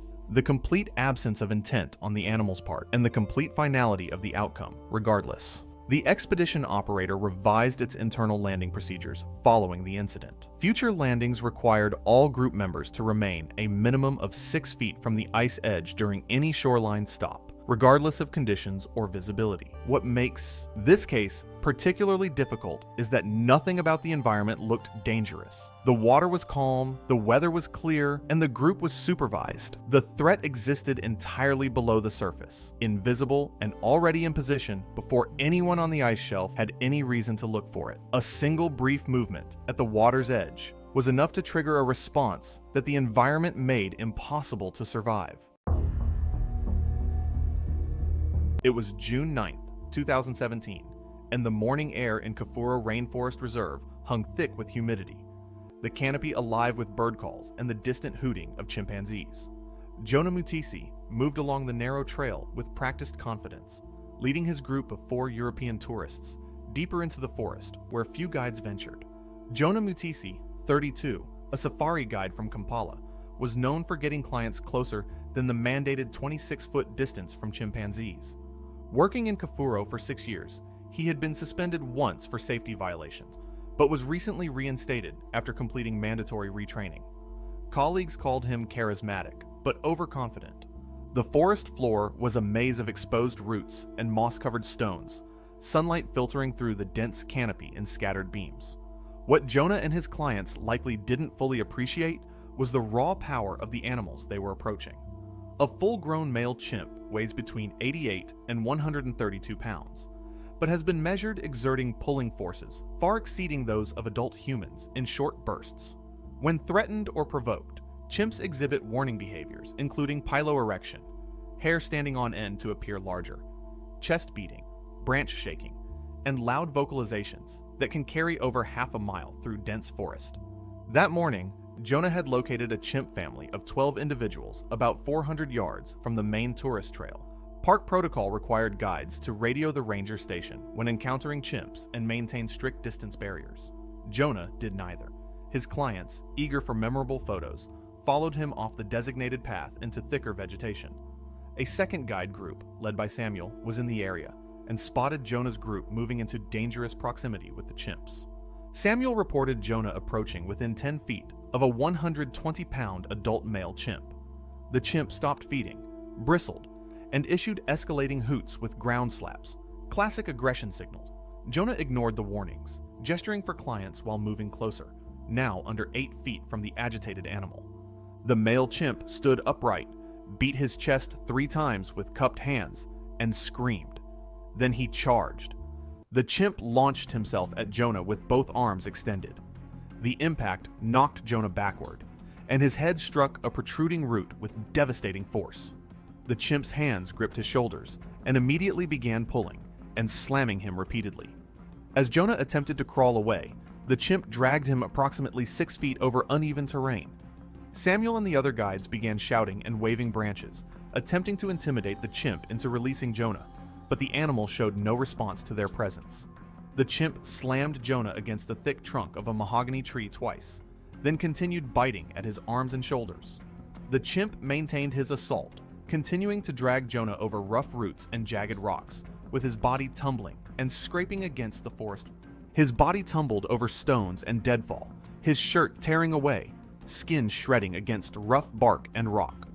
Then a second chimp, a younger male, briefly approached, occasionally biting at Jonah's limbs in defensive agitation. This animal grabbed Jonah's left thigh in its jaws and bit down with tremendous pressure, causing deep lacerations. The larger male repeatedly struck Jonah against trees and the ground, while the younger one intermittently focused on his limbs, biting at his arms and legs. Jonah sustained rib fractures from the impacts, and his torso was cut by a sharp branch. Blood was visible on the forest floor as the chimp continued its assault, pulling at his limbs with savage force. Samuel radioed for emergency medical assistance. The tourists in both groups had scattered in terror, some climbing trees, others fleeing back toward the main trail. The alpha disengaged after Jonah ceased resisting, retreating into the canopy. By then, Jonah was no longer moving. Fortunately, a ranger patrol was already operating within a few kilometers. A medical team arrived 25 minutes after Samuel's call, but Jonah had already lost consciousness from blood loss.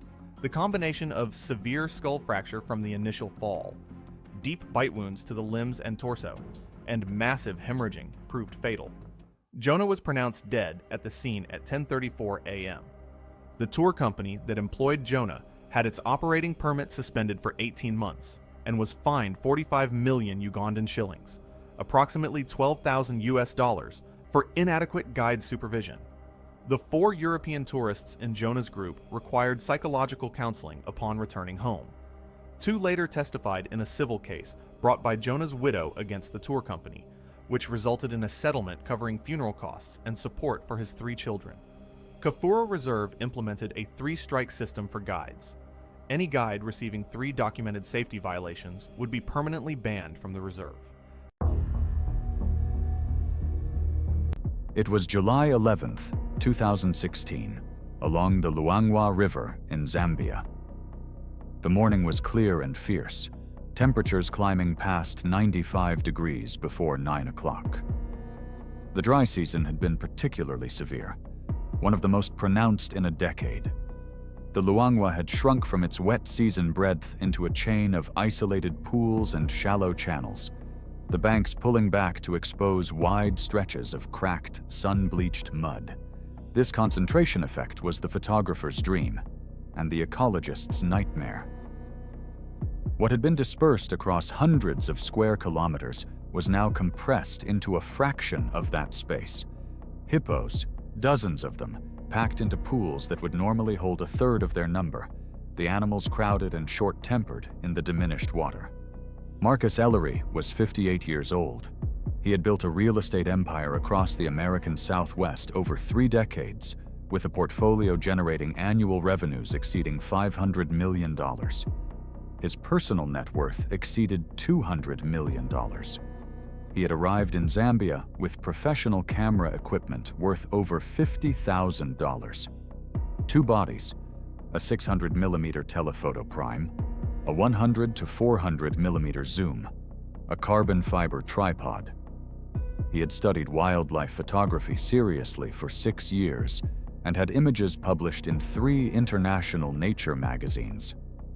What he had not developed, despite this, was an accurate intuitive sense of when his enthusiasm had taken him past the margin of safety. During the private river excursion, Marcus focused on hippos, resting in a shallow channel approximately 100 meters upstream. They appeared completely inert, half submerged, only eyes and nostrils visible. He had been shooting from the bank with the telephoto lens but wanted waterline perspective. He wanted the massive, sculptural head filling the frame at eye level, the horizon behind it. The scale communicated through proximity rather than compression. The head guide pulled Marcus aside before the boat had even anchored and explained the situation with careful, unhurried directness. Hippos under dry season conditions are not the same animals as hippos in a wide, plentiful river. Their tolerance collapses when they are compressed into limited water. The pool they occupy is not just comfort. It is survival, the only protection from the heat that will kill them if they cannot submerge during peak sun. An intruder in that water is not an irritant. It is an existential threat. The guide cited numbers. Hippopotamus are responsible for more human fatalities in Africa each year than lions, leopards, and crocodiles combined. Adult males weigh between 3,000 and 4,000 pounds and can cover ground at around 19 miles per hour, fast enough to cut off any retreat across open bank. Their jaws open to 150 degrees. The canine teeth exceed 20 inches in length in mature males and are capable of bisecting a crocodile or punching through the hull of an aluminum boat. Marcus thanked him. He had photographed hippos from water level in Uganda from a kayak at about 40 meters, he explained, and the animals hadn't reacted at all. He understood the concern, but conditions vary. He would be careful. At approximately 1:15 p.m., under direct overhead sun, Marcus pulled on his chest-high waders and entered the river 80 meters downstream from the visible hippo group. He waded 8 meters, then 10, the water rising to his waist. He crouched, brought the camera to eye level, and began framing. What he did not know was that this section of the channel held more animals than were visible. A dominant territorial male, weighing over 3,000 pounds, had been resting in deeper water no more than 20 meters from Marcus's entry point, submerged except for its nostrils and eyes, invisible against the murky, sediment-laden water. It had been watching the activity on the bank. When Marcus entered its territory, the calculation was made, and the outcome was immediate. The strike came from below and to the left. The jaws closed on his torso just below the ribcage, with a bite force exceeding 1,800 pounds per square inch, among the strongest of any land mammal. The initial contact lifted Marcus completely clear of the water before the animal's weight dragged him down and under. His camera equipment sank immediately. The surface showed violent disturbance for approximately 20 seconds, churning and red-clouded, then went still in a way that was worse than the movement. The hippo dragged Marcus to deeper water and held him there, surfacing periodically to breathe while maintaining possession. It remained in that position for over an hour. Recovery required 6 hours. The guide who had warned him sat on the bank through the entire recovery process without speaking. When finally asked by a colleague if he wanted to move to shade, he shook his head. There was something he seemed to feel he owed to the vigil, though no one pressed him to explain it. The incident report attributed the death to entry into occupied hippo territory during peak dry season behavior, inadequate awareness of submerged animals, and the decision to proceed against explicit professional advice. It was the 27th of September, 2016, and the backcountry of Yellowstone National Park had quieted considerably after the summer crowds. The lodgepole forests held a particular stillness that time of year. Cool mornings, warm afternoons, the light coming through the trees at a lower angle each day. Daniel Harper, 34, had spent nearly 8 years as a software engineer at a growing tech company in Seattle. Long hours, a good salary, a life organized entirely around a job that disappeared overnight when the company downsized in the spring. The first weeks of unemployment had been disorienting. He sent resumes, heard little back, and found himself sitting in his apartment in a city that suddenly felt too loud for how quiet his days had become. He decided to go somewhere he had always meant to go, but never made time for. Yellowstone had been on that list for years. He drove out from Seattle alone, arriving in Gardner on a Tuesday, and spent his first 2 days on the park's front roads before pulling a backcountry permit and heading into the interior on the third morning. People who knew him said the trip felt like the kind of decision a person makes when they are trying to remind themselves who they are outside of work. He had been hiking for 6 hours when he reached a small campsite at the edge of a meadow surrounded by lodgepole pines and sat down on a fallen log to rest. During the permit briefing, the ranger reminded him that all food and scented items had to be secured using the campsite's bear pole or bear-resistant storage box, and asked if he was carrying bear spray. Daniel said yes. The canister was clipped to the side pocket of his backpack. His pack contained the remains of a day's worth of trail food: jerky, 2 peanut butter energy bars, a packet of mixed nuts, and a half-eaten bag of dried mango. None of it in a hard-sided container, all of it sealed loosely in Ziploc bags inside the main compartment. He set the pack beside the log when he spotted a group of elk moving through the far edge of the meadow and reached for his camera. He would be gone only a few minutes. He left the pack where it was and walked out into the open grass toward the elk, the bear spray still clipped to the pocket of the pack he had just left behind. Food scent in warm air travels efficiently through forest. Jerky and peanut butter carry particularly strong odor profiles that bears in Yellowstone's backcountry have learned, through generations of exposure to careless campers, to associate with easy calories. A large male grizzly moving through the timber above the meadow caught the scent within minutes of Daniel leaving the site. It moved downhill through the trees without urgency, following the smell to its source, and found the backpack beside the log. It nosed the fabric, pawed at the main compartment, and tore through it with its claws in a matter of seconds. It was feeding when Daniel returned along the meadow trail 15 minutes later, glancing at the images on his camera screen. He stopped when he saw the shape beside the log.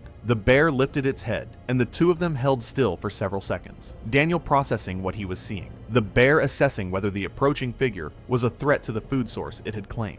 Daniel took a step toward the pack. It was an instinctive movement, the kind a person makes before they have fully thought through what they are doing, and it was the wrong one. The bear came off the ground fast. No warning, no bluff. It covered the distance in under 2 seconds and hit Daniel at the chest and shoulder, driving him backward off his feet and into the base of a lodgepole pine. Daniel tried to roll away, and the bear bit into his upper back, shook him once, and bit again at the neck and shoulder. He got an arm up, and the bear took it, clamping down through the forearm and wrenching sideways. He stopped struggling. The bear held the bite for several seconds, then released, stood over him briefly, and returned to the pack. The forest was quiet again within minutes. The elk at the far edge of the meadow had long since gone. He never returned to the trailhead that evening. When Daniel failed to check out according to the itinerary listed on his backcountry permit, staff at the ranger station reviewed the permit log the following morning and initiated a welfare check along his registered route. A 2-person ranger team hiked toward the assigned campsite, calling out periodically and scanning the tree line as they approached. They found the campsite quiet. The backpack lay torn open beside the fallen log, its contents scattered across the ground. Clear signs of bear feeding activity were visible in the disturbed soil and damaged vegetation. Daniel's body was located several yards away at the edge of the trees. Additional rangers and a backcountry medical team were called to the site and confirmed death at the scene. Investigators documented the area, noting that food attractants had been left unsecured outside the campsite's designated bear storage system, that Daniel's bear spray had remained clipped to the abandoned pack rather than carried on his person, and that he had moved toward the bear after encountering it at the pack. A sequence of risk factors that significantly increased the likelihood of a defensive attack. The medical examiner listed the cause of death as traumatic injuries sustained during a grizzly bear attack. In the days that followed, wildlife staff monitored the area and recovered hair samples and track evidence consistent with a large adult male grizzly. The bear was later captured and fitted with a GPS collar as part of the park's ongoing wildlife management program. It was September 23, 2016. The Kedarnath pilgrimage trail in Uttarakhand passed through mountainous terrain at elevations approaching 12,000 feet. The narrow path, carved into cliff sides, was used regularly by pilgrims and visitors. May James, 38, arrived in the region 3 days earlier, carrying more camera equipment than survival gear. A freelance travel blogger from Portland, she had been struggling financially, and her online following had plateaued despite increasingly desperate attempts at viral content. She live-streamed sunrise yoga poses and pseudo-philosophical reflections, ignoring local customs and guidance. Villagers and fellow travelers grew weary of her condescending attitude and constant complaints about accommodations, insisting on special treatment as a content creator. Her presence during peak pilgrimage season marked her last attempt to salvage her failing blog. She clashed repeatedly with guides over safety protocols, dismissing warnings about weather and wildlife as superstition, while alienating other pilgrims with staged controversies and manufactured authenticity. The Kedarnath region harbors a significant population of Indian leopards, solitary predators capable of reaching 150 pounds and possessing bite forces exceeding 400 pounds per square inch. These cats are perfectly adapted mountain hunters, capable of dragging prey twice their weight up vertical cliff faces and remaining completely silent while stalking through dense rhododendron forests. Unlike their African cousins, Indian leopards have adapted to high-altitude hunting and show increased aggression during monsoon season, when their natural prey becomes scarce. Village elder Ramesh had warned the evening group about a man-eating leopard that had killed a goat herder 3 weeks earlier near the trail's most dangerous section. The animal had shown unusual boldness, attacking during daylight and displaying no fear of human presence. Ramesh emphasized the critical importance of traveling in groups and avoiding the trail after sunset. Maya interrupted repeatedly, calling him a fear-mongering patriarch and accusing the village of perpetuating superstitious nonsense to maintain their patriarchal grip on spiritual tourism. When 2 young volunteers approached May at 7:15 p.m. to discourage her planned solo evening hike, she became increasingly hostile. She announced loudly to her live stream audience that she would not be mansplained or spiritually gatekeepered by backward locals who clearly did not understand her authentic journey. May declared her intention to hike alone at dusk for better lighting and genuine solitude, dismissing the volunteers' pleas as attempts to control her spiritual experience. She stormed away from the rest house at 7:30 p.m. with her phone camera rolling, determined to capture content that would finally make her travel blog profitable. May walked along the mountain path around 8:15 p.m., using her phone camera while adjusting settings for low-light conditions. Near a sharp switchback bordered by dense rhododendron bushes, a 150-pound male leopard was present in the vicinity. The leopard had been moving through the undergrowth and positioned itself on a rock outcropping approximately 8 feet above the trail. Leopards possess exceptional night vision, approximately 6 times better than humans, and their spotted coats provide perfect camouflage in dappled mountain shadows. May never stood a chance of seeing the predator watching her from above, its golden eyes tracking every movement as she fumbled with her phone's camera settings. The leopard descended from the rock and struck her from behind, knocking her forward onto the rocky trail. Its foreclaws secured her shoulders while its jaws closed at the base of her neck. Her phone fell from her hand, ending the live stream. The leopard adjusted its grip, maintaining pressure as she struggled beneath its weight. The leopard maintained its grip on her throat, applying sustained pressure consistent with large feline killing behavior. As trauma and airway compression progressed, her resistance weakened. After she became unresponsive, the animal secured her by the shoulder and dragged her off the trail into denser brush. May sustained extensive trauma to multiple areas during the attack, which contributed to significant blood loss and impaired mobility. Local searchers later located her backpack, scattered fragments of her phone, and other personal items along the path. Her body was subsequently recovered further down the ravine. The coroner's examination confirmed trauma to the neck, shoulders, and upper back, consistent with predation by a large feline. Death resulted from blood loss, shock, and blunt force injuries. Local newspapers reported the incident briefly as a tourist fatality. Regional authorities increased patrols along the trail following the incident. It was April 8, 2015, along the banks of the Zambezi River in Lower Zambezi National Park, Zambia, where a wide sandy bank sloped quietly into slow-moving brown water. Just meters from shore, beneath a still inlet partially covered in reeds and algae, something large remained hidden. Hank Barsaga, 52, a semi-retired tobacco farmer from Chinhoyi, Zimbabwe, led a solitary, physically demanding life. Over 6 feet tall and heavily built, he spent most days repairing engines or tending a small garden. Twice divorced and rarely in contact with his adult children, he carried a quiet confidence from years of hands-on work. The canoe safari, arranged by his brother Fanis to reconnect, appealed to Hank, who felt at ease in the river and believed he understood its risks. The early part of the safari went by without incident. The group paddled downstream, camping on riverbanks and islands, observing wildlife from a distance. Their guide, Chisulo Banda, 41, repeated the same rules each morning. Stay away from the water's edge, never crouch near the bank, and avoid direct contact with the river. I saw these weren't just casual suggestions. They came from years of fatal incidents, where one wrong step had cost someone their life. Hank acknowledged the instructions, but showed little concern,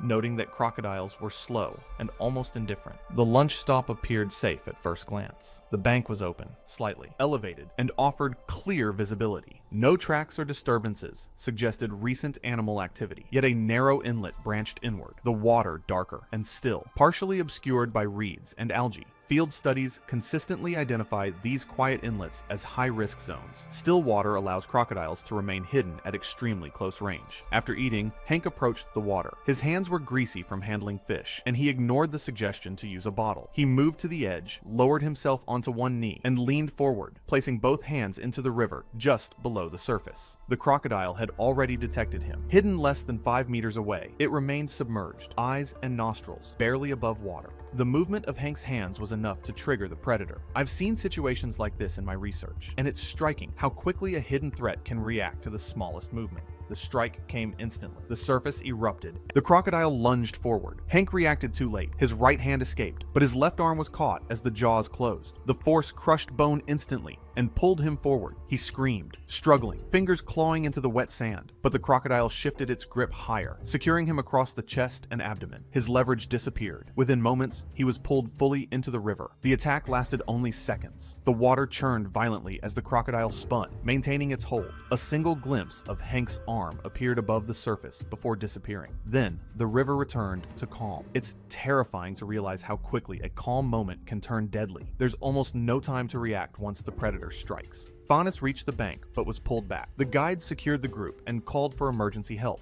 knowing that attempting to enter the water would only risk more lives. By the time a response team arrived over an hour later, the river yielded no sign of him. Hank's remains were recovered the next morning downstream, lodged beneath submerged roots, and confirmed through dental records and a tattoo. The incident was classified as a wildlife-related fatality. The crocodile was not pursued. The area was reassessed, and operators were instructed to avoid riverbanks near inlets or dense vegetation. This outcome highlights the razor-thin margin for safety in such environments. Even small actions, kneeling at the edge, placing hands in the water, ignoring a guide's instruction, can eliminate that margin entirely. From what I've seen, staying back from the water and following the guide's instructions is the only way to feel truly safe. Once a crocodile is underwater, there's almost no way to spot it before it strikes. Hank's body was returned to Zimbabwe. There was no widespread media coverage and no extended investigation beyond standard procedures. What remains is the stark reminder that ordinary, seemingly minor choices can align in seconds to create a fatal outcome, even for someone familiar with the environment.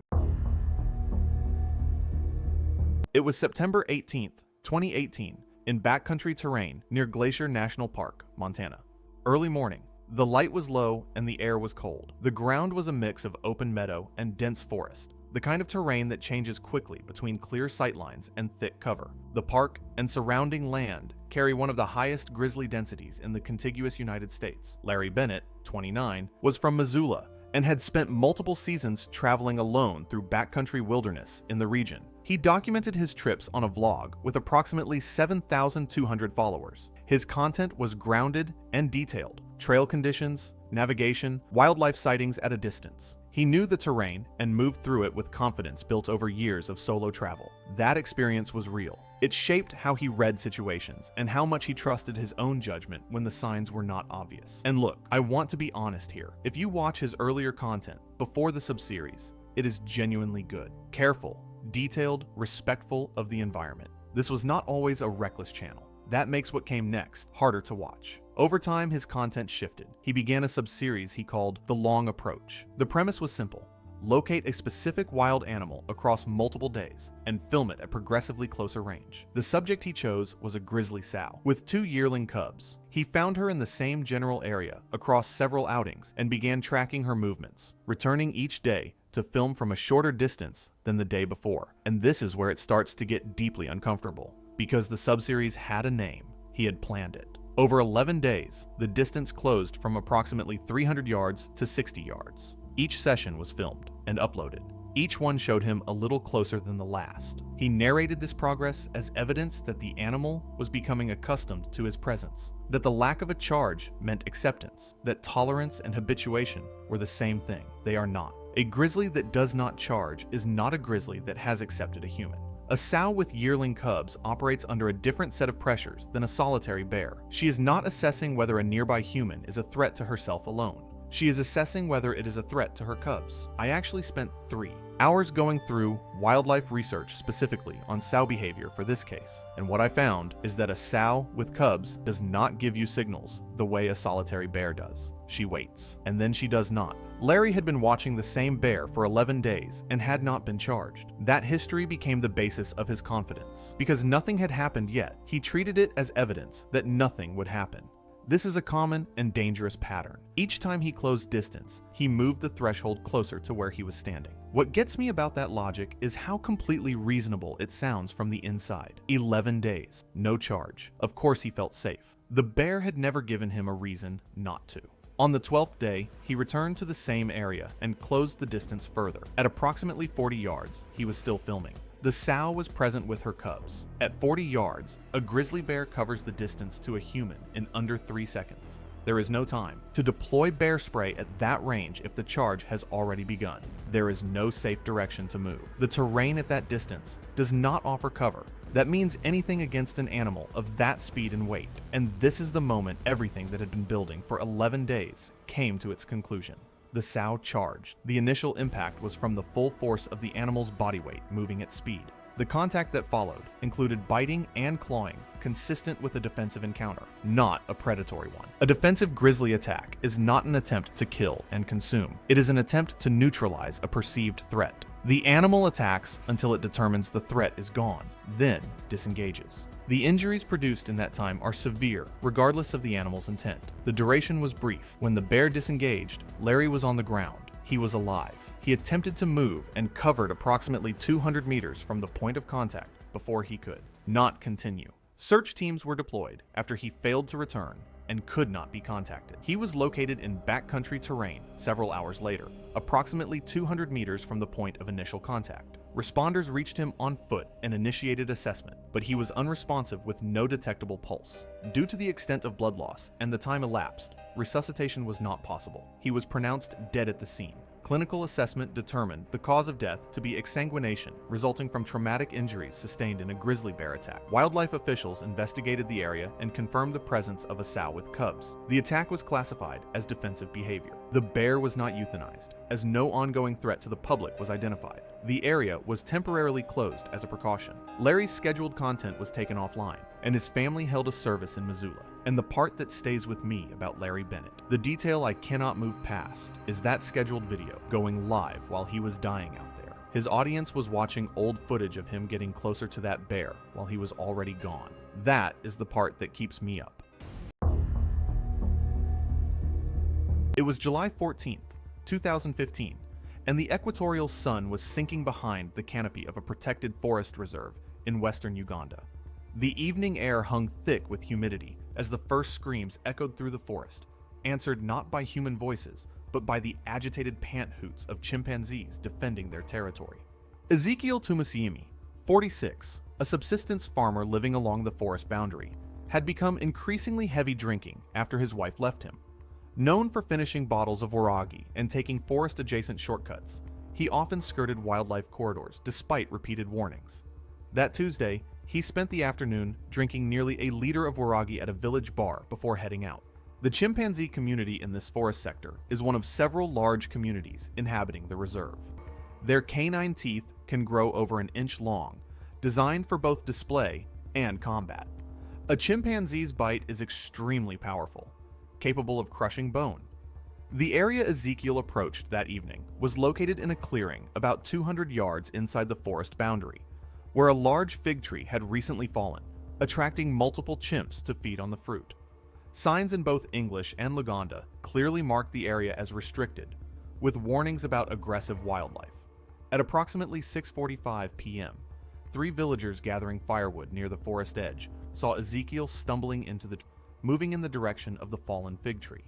They called out to him, but he just continued walking, not acknowledging them.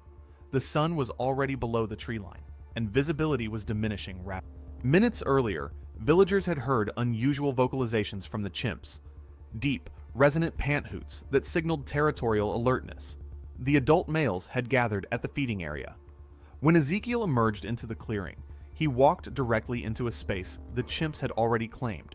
His intoxication made his movements erratic and unpredictable, likely triggering the chimps' threat assessment instinct. At least 4 adult males were present, including the alpha and a couple of high-ranking coalition members. The assault began after several display behaviors. The alpha stamped his feet, shook branches, and let out loud hoots, warning the intruder before charging. He covered 20 feet in less than 2 seconds, striking Ezekiel with enough force to knock him to the ground. 2 more males joined, biting his shoulders and upper back. Ezekiel's screams cut through the forest as the chimps attacked. The alpha clamped his jaws around Ezekiel's neck. Another male seized Ezekiel's right arm, twisting it violently as Ezekiel fell awkwardly, fracturing both the radius and ulna and leaving deep lacerations across the muscle. The chimps dragged Ezekiel roughly 10 feet into denser undergrowth, each pulling at different limbs. His left arm was shredded as he instinctively tried to protect his face and throat, futile gestures against animals with such overwhelming strength advantage. The alpha maintained his assault on Ezekiel's neck, widening the initial lacerations. Other males took turns biting his back, limbs, and shoulders, causing extensive tearing of tissue and severe blood loss.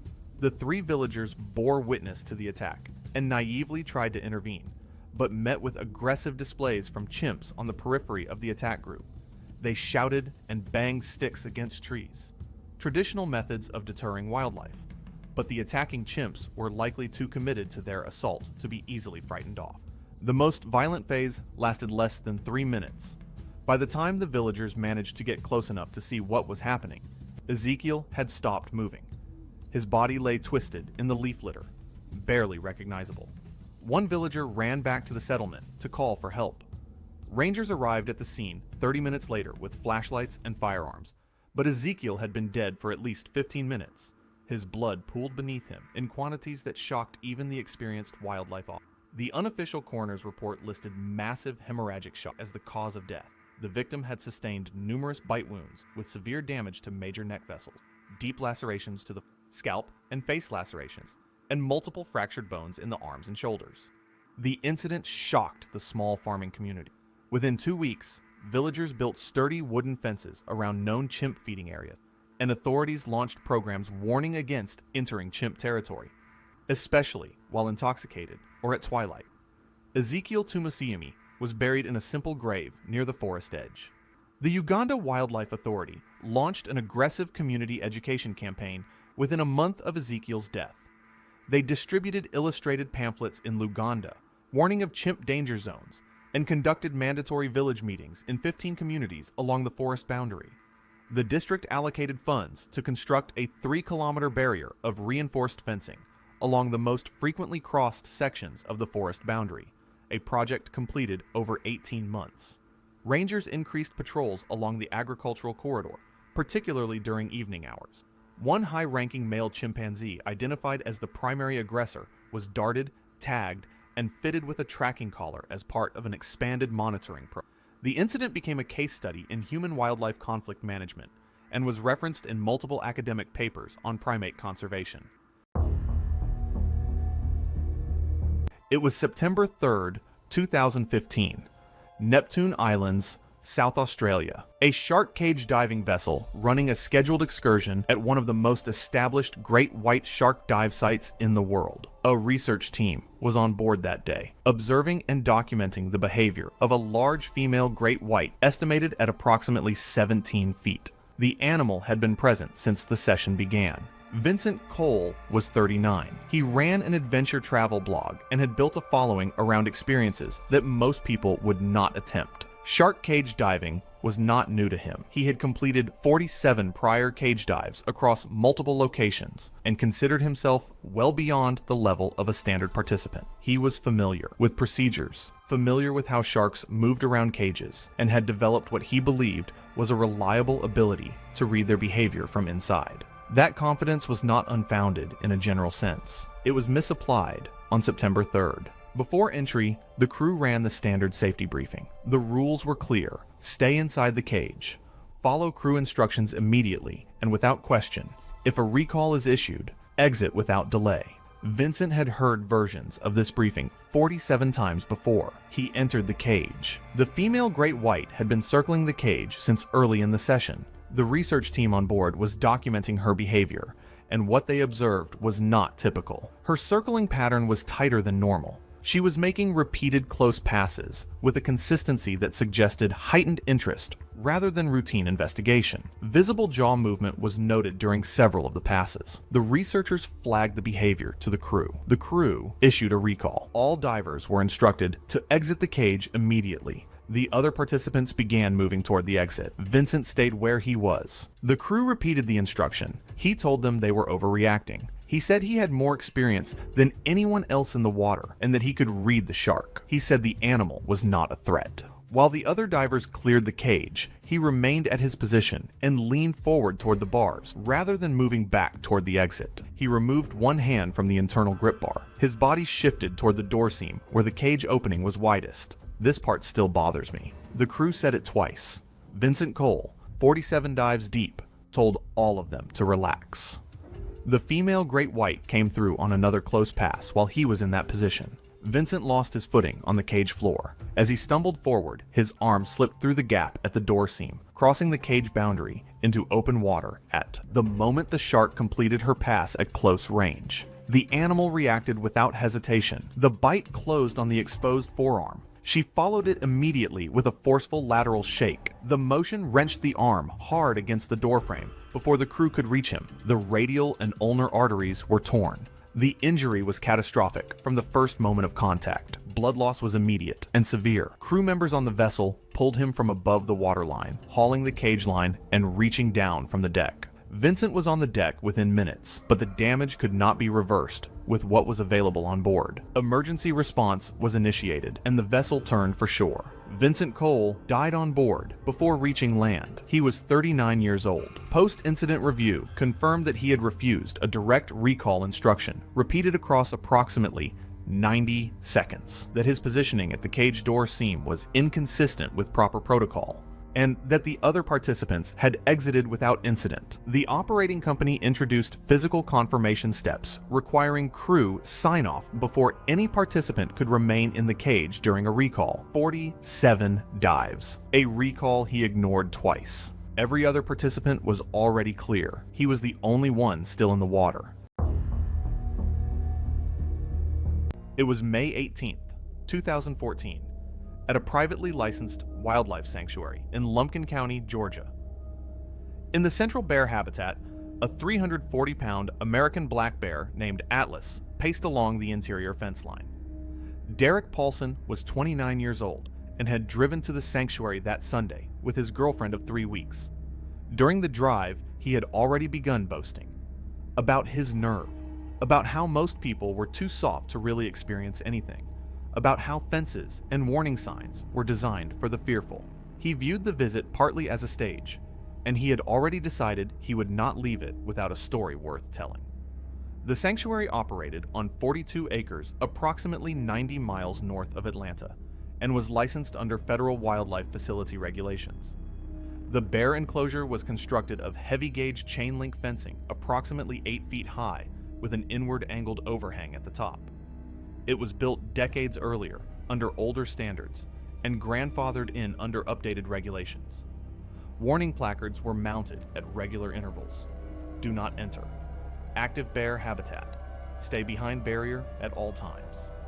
Black bears rely heavily on rapid, explosive swats rather than prolonged mauling, and a single forepaw strike can generate enough force to break large bones. They can sprint up to 30 to 35 miles per hour over short distances. Atlas had no history of aggression towards staff, but no unfamiliar person had ever entered his enclosure. At the start of the tour, the guide, Dana, clearly stated that the railing and fence marked a strict boundary, and that climbing or crossing either barrier was prohibited. Derek initially remained behind the railing, though he spent most of that time making dismissive remarks under his breath, calling the warnings excessive, saying the bear looked practically tame.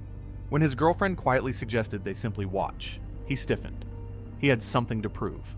When Dana rounded a bend in the path with several visitors, momentarily obscured by a stand of trees and the shifting cluster of guests, Derek stepped over the secondary railing. He gripped a vertical support post beside the chain-link panel and began climbing, using the post for leverage. The outward angled extension, which projected roughly 18 inches inward, forced him to hook an elbow over the top rail and shift his weight carefully before swinging a leg past the angled section. After reaching the top, he swung a leg over and dropped down inside the enclosure.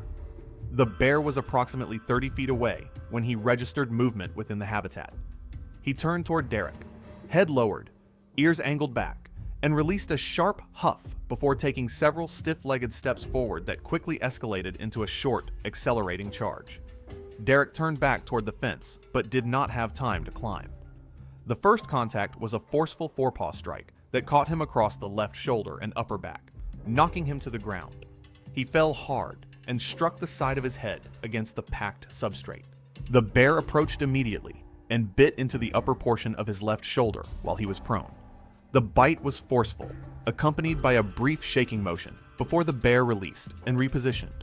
Outside the enclosure, his girlfriend began shouting. Dana initiated the emergency protocol and ordered visitors to clear the fence line. A staff member triggered a compressed air horn mounted near the habitat. The horn sounded repeatedly rather than once.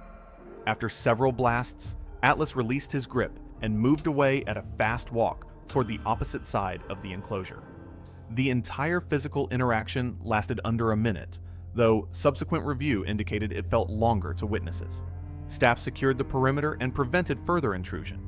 Emergency services from Dahlonega arrived shortly. Derek had sustained deep lacerations and puncture wounds to his left shoulder and upper back, along with significant head trauma from the fall. He was conscious but disoriented during initial assessment. He was transported to a medical center. Surgery was performed that evening to repair vascular injury in his shoulder region and to address a subdural hematoma caused by the impact. Over the next 24 hours, neurological swelling increased despite surgical intervention, and his responsiveness steadily declined. He died on May 20th, 2 days after the incident. Investigators determined that the enclosure met construction standards and that the breach resulted from deliberate visitor misconduct, though they recommended increasing the standoff distance as an added precaution. Tours were temporarily suspended during the investigation before the facility reopened. It was October 12, 2017. A private game reserve in South Africa's Lowveld operated routine afternoon safari drives under established wildlife safety protocols. Guests were required to remain seated inside open vehicles during predator sightings. Brielle Hutchins, 35, arrived 3 days earlier with the aggressive confidence of someone desperate to prove she belonged in luxury surroundings. A pharmaceutical sales representative from Atlanta, she had recently been promoted but felt her success hollow, projecting it through demanding behavior towards staff. Her colleagues knew her as a bully to subordinates and sycophant to superiors, a pattern she carried overseas, treating lodge staff with contempt disguised as customer expectations. During her stay, staff documented repeated complaints regarding room assignments, meal quality, and wildlife viewing distances. Management discussed reassigning her to another guide after multiple disagreements over safety procedures. The afternoon game drive crossed the reserve's central plains, where scattered acacia trees offered minimal shade against the harsh October sun. Lions, apex predators built for short bursts of incredible speed, possess immense strength and bite force, evolved to take down large prey through coordinated pack hunting. Guide Thabo Mthembu spotted a pride of 8 lions resting beneath an acacia cluster just off the dirt track. He immediately stopped the open-sided vehicle and reminded guests to remain seated and quiet. Brielle repeatedly interrupted, complaining that the lions were boring and demanding the vehicle move closer for Instagram shots. When Thabo refused, citing safety and the lion's unpredictable behavior, Brielle grew increasingly belligerent, accusing him of laziness and unprofessionalism. The situation escalated when Brielle announced her intention to photograph the pride from outside the vehicle, dismissing Thabo's urgent warnings about lion behavior and territorial instincts. She had grown frustrated with what she perceived as overly cautious guides. Other guests urged her to remain seated, but she continued toward the pride despite repeated warnings. Against all safety protocols and Thabo's desperate commands, Brielle suddenly opened the vehicle door and stepped onto the ground, announcing she needed dramatic angles for her photographs. 2 lionesses lifted their heads and oriented toward her movement. The dominant male rose shortly afterward and began walking in her direction. Brielle waved dismissively at Thabo's frantic gestures, walking 10 meters toward the pride while holding her phone overhead. Lions can accelerate from 0 to 50 miles per hour in just a few seconds, and their paw swipes, delivered with 400 pounds of force, can break a human's spine instantly. The male watching Brielle calculated distance and opportunity with the precision of an apex predator that had killed hundreds of times before. The dominant male moved toward Brielle and initiated contact, causing her to fall to the ground. She sustained injuries to the chest, shoulders, and upper back, including puncture wounds and lacerations to soft tissue and muscle. The uneven terrain contributed to her loss of balance, and her movement outside the vehicle removed the physical barrier normally provided. The lion secured her by the neck and applied pressure to the throat region, consistent with predatory subdual behavior observed in large feline attacks. 2 lionesses approached shortly afterward. One made contact with the lower extremities, while the male maintained primary hold at the neck. Observable resistance decreased over the following 1 to 2 minutes. Movement gradually ceased, as trauma and blood loss resulted in loss of consciousness. She sustained catastrophic cervical trauma, consistent with tracheal compression and vascular injury. Once other guests were secured inside the vehicle, the guide initiated deterrent protocol using the engine and horn. A single warning shot was discharged into the ground at a safe angle. Following the noise and gunfire, the lions disengaged and moved several meters away. The surrounding terrain limited the guide's ability to approach safely. The coroner's examination confirmed extensive trauma consistent with large cat attacks, including puncture wounds, tearing of muscle and soft tissue, and crushing injuries to the neck, shoulders, and torso. Blood loss, shock, and blunt force trauma caused death. The lodge handled the incident with extreme discretion, cooperating with authorities while minimizing media coverage. Local newspapers mentioned only a brief tourist fatality, while Brielle's family received a substantial settlement, accompanied by a comprehensive non-disclosure agreement. Authorities classified the incident as a fatal wildlife encounter, resulting from violation of safari safety protocols. It was August 19, 2013, in Hwange National Park, Zimbabwe. The early morning sun glinted across the open savanna, and the Ngamo Plains stretched wide and dry. The air was cool, carrying the faint scent of dust and distant waterholes. Oisin Gallagher, 44, an Irish geography teacher, had traveled alone to fulfill a lifelong dream of photographing African wildlife. Patient and methodical, he had joined a small safari group at Ivory Lodge and carried his prized Canon 7D with a 100 to 400 millimeter telephoto lens. Even I had planned trips for years and tried to be careful. Reading this makes me realize how a single moment can undo all that preparation. His guide, Tapiwa Moyo, 38, a professional with over a decade of Hwange experience, admired Oisin's discipline and noted his restraint around the animals. From research into safari incidents, I've learned that solo travelers who combine high enthusiasm for photography with large, unpredictable wildlife face situations where even small lapses can be deadly. That morning, the group came across a splinter herd of about 40 Cape buffalo, including several large bulls with fused bosses. Oisin photographed from the vehicle, noticing one massive old Dagoboi standing apart, staring directly at the group. The bull appeared passive, moving with the herd, and this emboldened Oisin.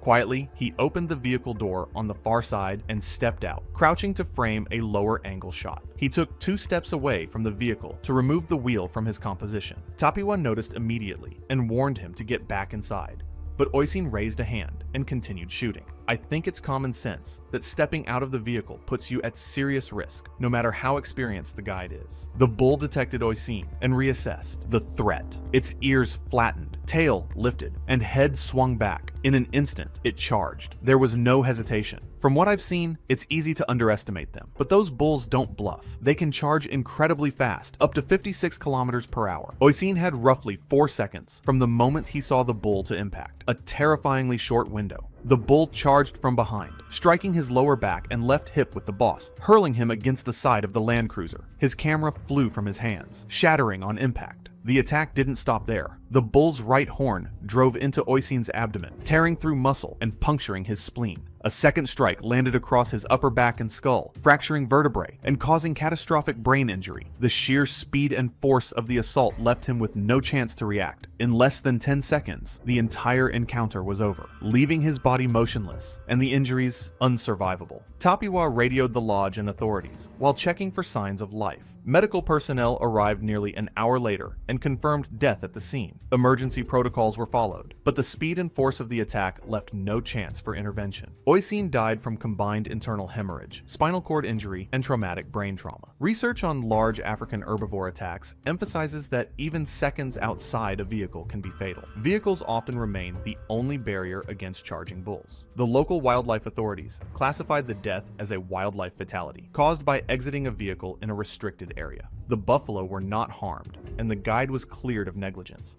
having followed standard protocols and warned the victim. Even I've been tempted to step out for a better shot, and Oisin's story reminds me how quickly one step can turn a controlled safari into a deadly moment. Staying inside the vehicle is the only reliable barrier. Once outside, the risk falls entirely on you. Guides can warn, but they can't stop a charging bull. His careful planning, undone by a brief lapse, shows just how fast wildlife encounters can become fatal. Oisin's memory card was recovered, preserving the final photographs of his lifelong dream.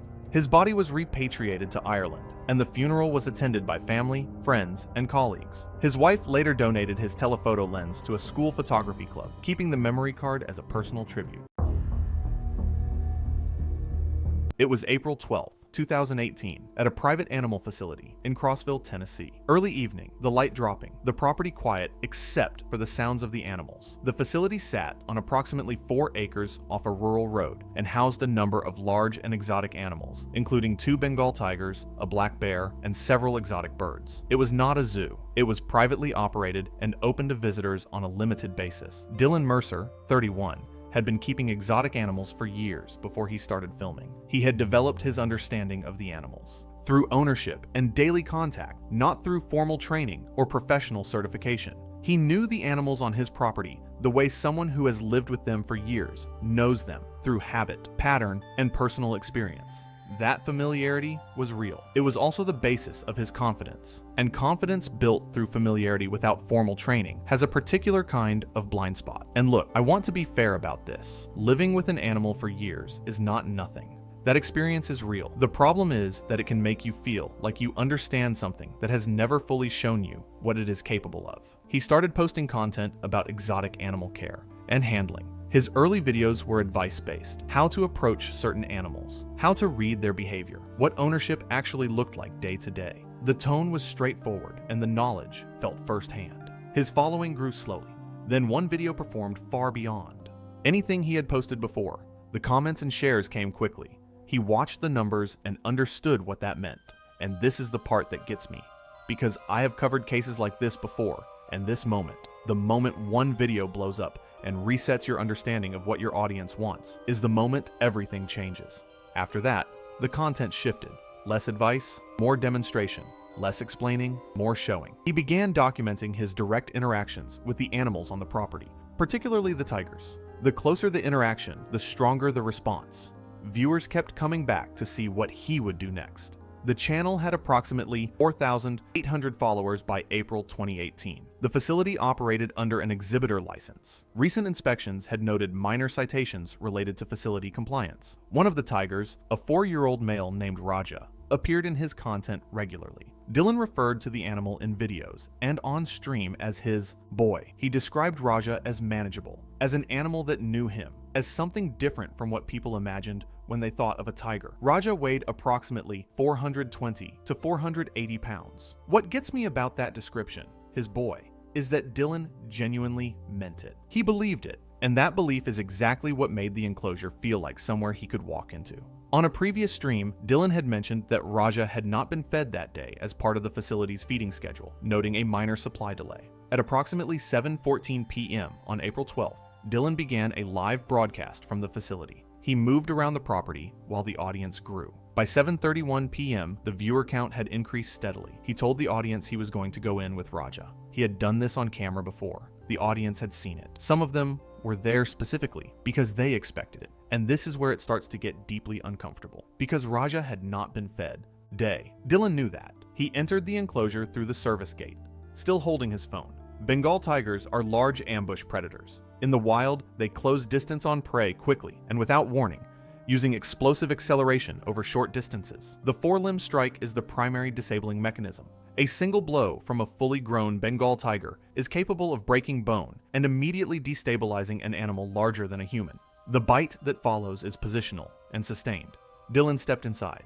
Raja hadn't been fed for roughly a day due to a supply delay, something Dylan knew. It wasn't long enough to make the animal desperate, but it was enough to put him out of routine. And it was already the time of evening Raja associated with feeding. Instead of waiting for that to be resolved, Dylan went in anyway, choosing to film while the animal was already keyed into that expectation. He entered the enclosure while waiting for the feed to arrive, the first. Contact was a forelimb strike, directed at the upper body. Dylan went down, the bite followed. Raja held the grip, repositioning once, in a way that wildlife professionals described as consistent with control behavior seen when large felids subdue prey. And this is the moment I find hardest to process. The audience watched it happen in real time. Several of them contacted emergency services during the stream. They were the ones who made the call. They reached the enclosure in minutes. First responders had already secured the area and isolated the animal before entry was possible. Dylan was located inside the enclosure, unresponsive. Paramedics initiated assessment immediately, but there were no signs of viable cardiac or respiratory function on arrival. Given the extent of traumatic injuries, resuscitation efforts were not initiated. He was pronounced dead at the scene at approximately 7:52 p.m. Clinical assessment determined the cause of death to be catastrophic traumatic injuries, consistent with a large felid attack, including blunt force impact and penetrating bite trauma. The facility was closed pending investigation. State authorities reviewed the incident and confirmed that the animal's behavior was consistent with a feeding response. Raja was euthanized the following day in accordance with safety protocol for large carnivore attacks. The exhibitor license was suspended during the review. Dylan's online accounts were taken offline shortly after. His family held a private service. One fact I can't deny is the animal did exactly what a hungry 400-pound tiger does when a person walks into its space at feeding time, and it paid for that with its life too. It was September 2nd, 2014, and the dense forests of western Tanzania stood quiet in the late morning heat, the air thick with humidity and the distant calls of wild chimpanzees echoing through the canopy. At a private primate rehabilitation facility dedicated to studying habituated chimps, Darius Carden adjusted the focus ring on his telephoto lens, his eyes fixed on the massive male chimp lounging 15 feet away on a wooden platform. Darius, 29, a freelance wildlife photographer from Portland, built his portfolio on risky close encounters with dangerous animals. Editors noted his talent, but warned of his disregard for safety. In Tanzania, he aimed to secure a German magazine feature on human-chimp interaction. After 3 days photographing from designated areas, he grew dissatisfied and ultimately decided to enter the enclosure, despite clear signs and staff warnings. An adult male chimp can weigh up to 150 pounds, but can generate extraordinary pulling force relative to their size. Their canine teeth grow up to 2 inches long, designed to tear through tough vegetation and flesh alike. Even chimps raised in human environments retain complex social hierarchies and territorial instincts that can trigger sudden, explosive violence when they perceived threats to their status or space. That morning, the sanctuary director had specifically instructed Darius to remain outside the enclosure. She explained that Keto, the dominant male of the group, had been displaying signs of agitation for days, likely due to a challenge from a younger male. She warned that entering Keto's space during this period would be extremely dangerous. Darius nodded, but said nothing about his actual intentions. When staff members left for their midday break, leaving only 2 volunteer interns monitoring the chimps from the observation deck, Darius saw his opportunity. He approached a secondary service corridor that had been improperly secured during ongoing facility renovations with his camera equipment. The 2 volunteers on the observation deck, both college students from Sweden completing field research, immediately began shouting for him to exit. Other photographers who had been working from the designated viewing platform joined in, their voices carrying across the enclosure. Darius raised one hand in acknowledgement, but continued moving toward Keto with his camera raised. Keto, grooming on the main platform, bristled and stood tall as Darius entered. He bared his 2-inch canines, slammed the railing, and hooted aggressively. Other chimps scattered, sensing imminent aggression, while Darius knelt about 8 feet from the platform, focused on his shot. The volunteers frantically continued screaming warnings. One fumbled for her radio to alert the main office. Darius adjusted his position, moving 2 feet closer to get a better angle. The monopod scraped against the dirt. Keto exploded into motion with terrifying speed. Chimps can cover short distances at up to 25 miles per hour, and the 8-foot gap closed in less than a second. He launched himself from the platform directly at Darius, who barely had time to raise his arms before the impact. Keto's powerful hands clamped onto Darius's left shoulder and upper arm with crushing force. The momentum knocked Darius backward, and he fell hard, his humerus fracturing against the concrete edge of the platform. Keto's jaws closed on Darius's shoulder, just below the clavicle, his canines puncturing deep into tissue. Multiple punctures and tearing spread across Darius's shoulder, neck, and upper arm, with severe soft tissue damage to the deltoid and trapezius muscles. He flailed with his right arm, trying to push the chimp away, but Keto outweighed him by muscle density and raw power. The chimp maintained his grip on Darius's shoulder and arm. Darius screamed, a sound the volunteers would later describe as more animal than human. Keto continued his attack on the shoulder and neck, causing crushing trauma and deep lacerations. The volunteers radioed for emergency help. One ran toward the enclosure with a wooden pole, jabbing it through the fence and screaming. Several staff members arrived within minutes, carrying deterrent spray and noisemakers. They discharged the spray through the fence gaps and beat metal pans together. By the time staff managed to force open the gate, Keto had been attacking for approximately 2 minutes. A veterinarian already present for routine health checks deployed a tranquilizer dart, but the chimp had already retreated due to the chaos. Staff rushed to Darius, who had stopped moving. One volunteer, trained as a paramedic, attempted to apply pressure to the shoulder wound, but the damage was too extensive and the blood loss too severe. The facility's first aid team stabilized what they could, but the nearest hospital was over 30 miles away on rough roads. A medical evacuation vehicle arrived approximately 35 minutes after the initial call. Darius showed no pulse and no respiratory effort by the time they loaded him into the vehicle. He was pronounced dead en route to the hospital. Time of death was recorded as approximately 12:10 p.m. Darius Carden's body was transported to Dar es Salaam and then flown back to the United States, where his family held a small private funeral in Portland. The Tanzanian Wildlife Management Authority launched a formal investigation that concluded with a finding of systemic safety failures. The facility was fined 85 million Tanzanian shillings, approximately $37,000 US, and placed on probationary status for 2 years. All public tours and photography sessions were permanently banned. The facility was restricted to conducting research with credentialed scientists. The director resigned under pressure 4 months later. The 2 Swedish volunteers, traumatized by what they witnessed, cut short their internships and returned home. Both later provided testimony in a wrongful death lawsuit filed by Darius's family against the facility. The lawsuit was settled for an undisclosed sum believed to exceed $500,000. Keto, the chimp who killed Darius, was relocated to a maximum security enclosure with reinforced barriers and no human contact beyond essential care.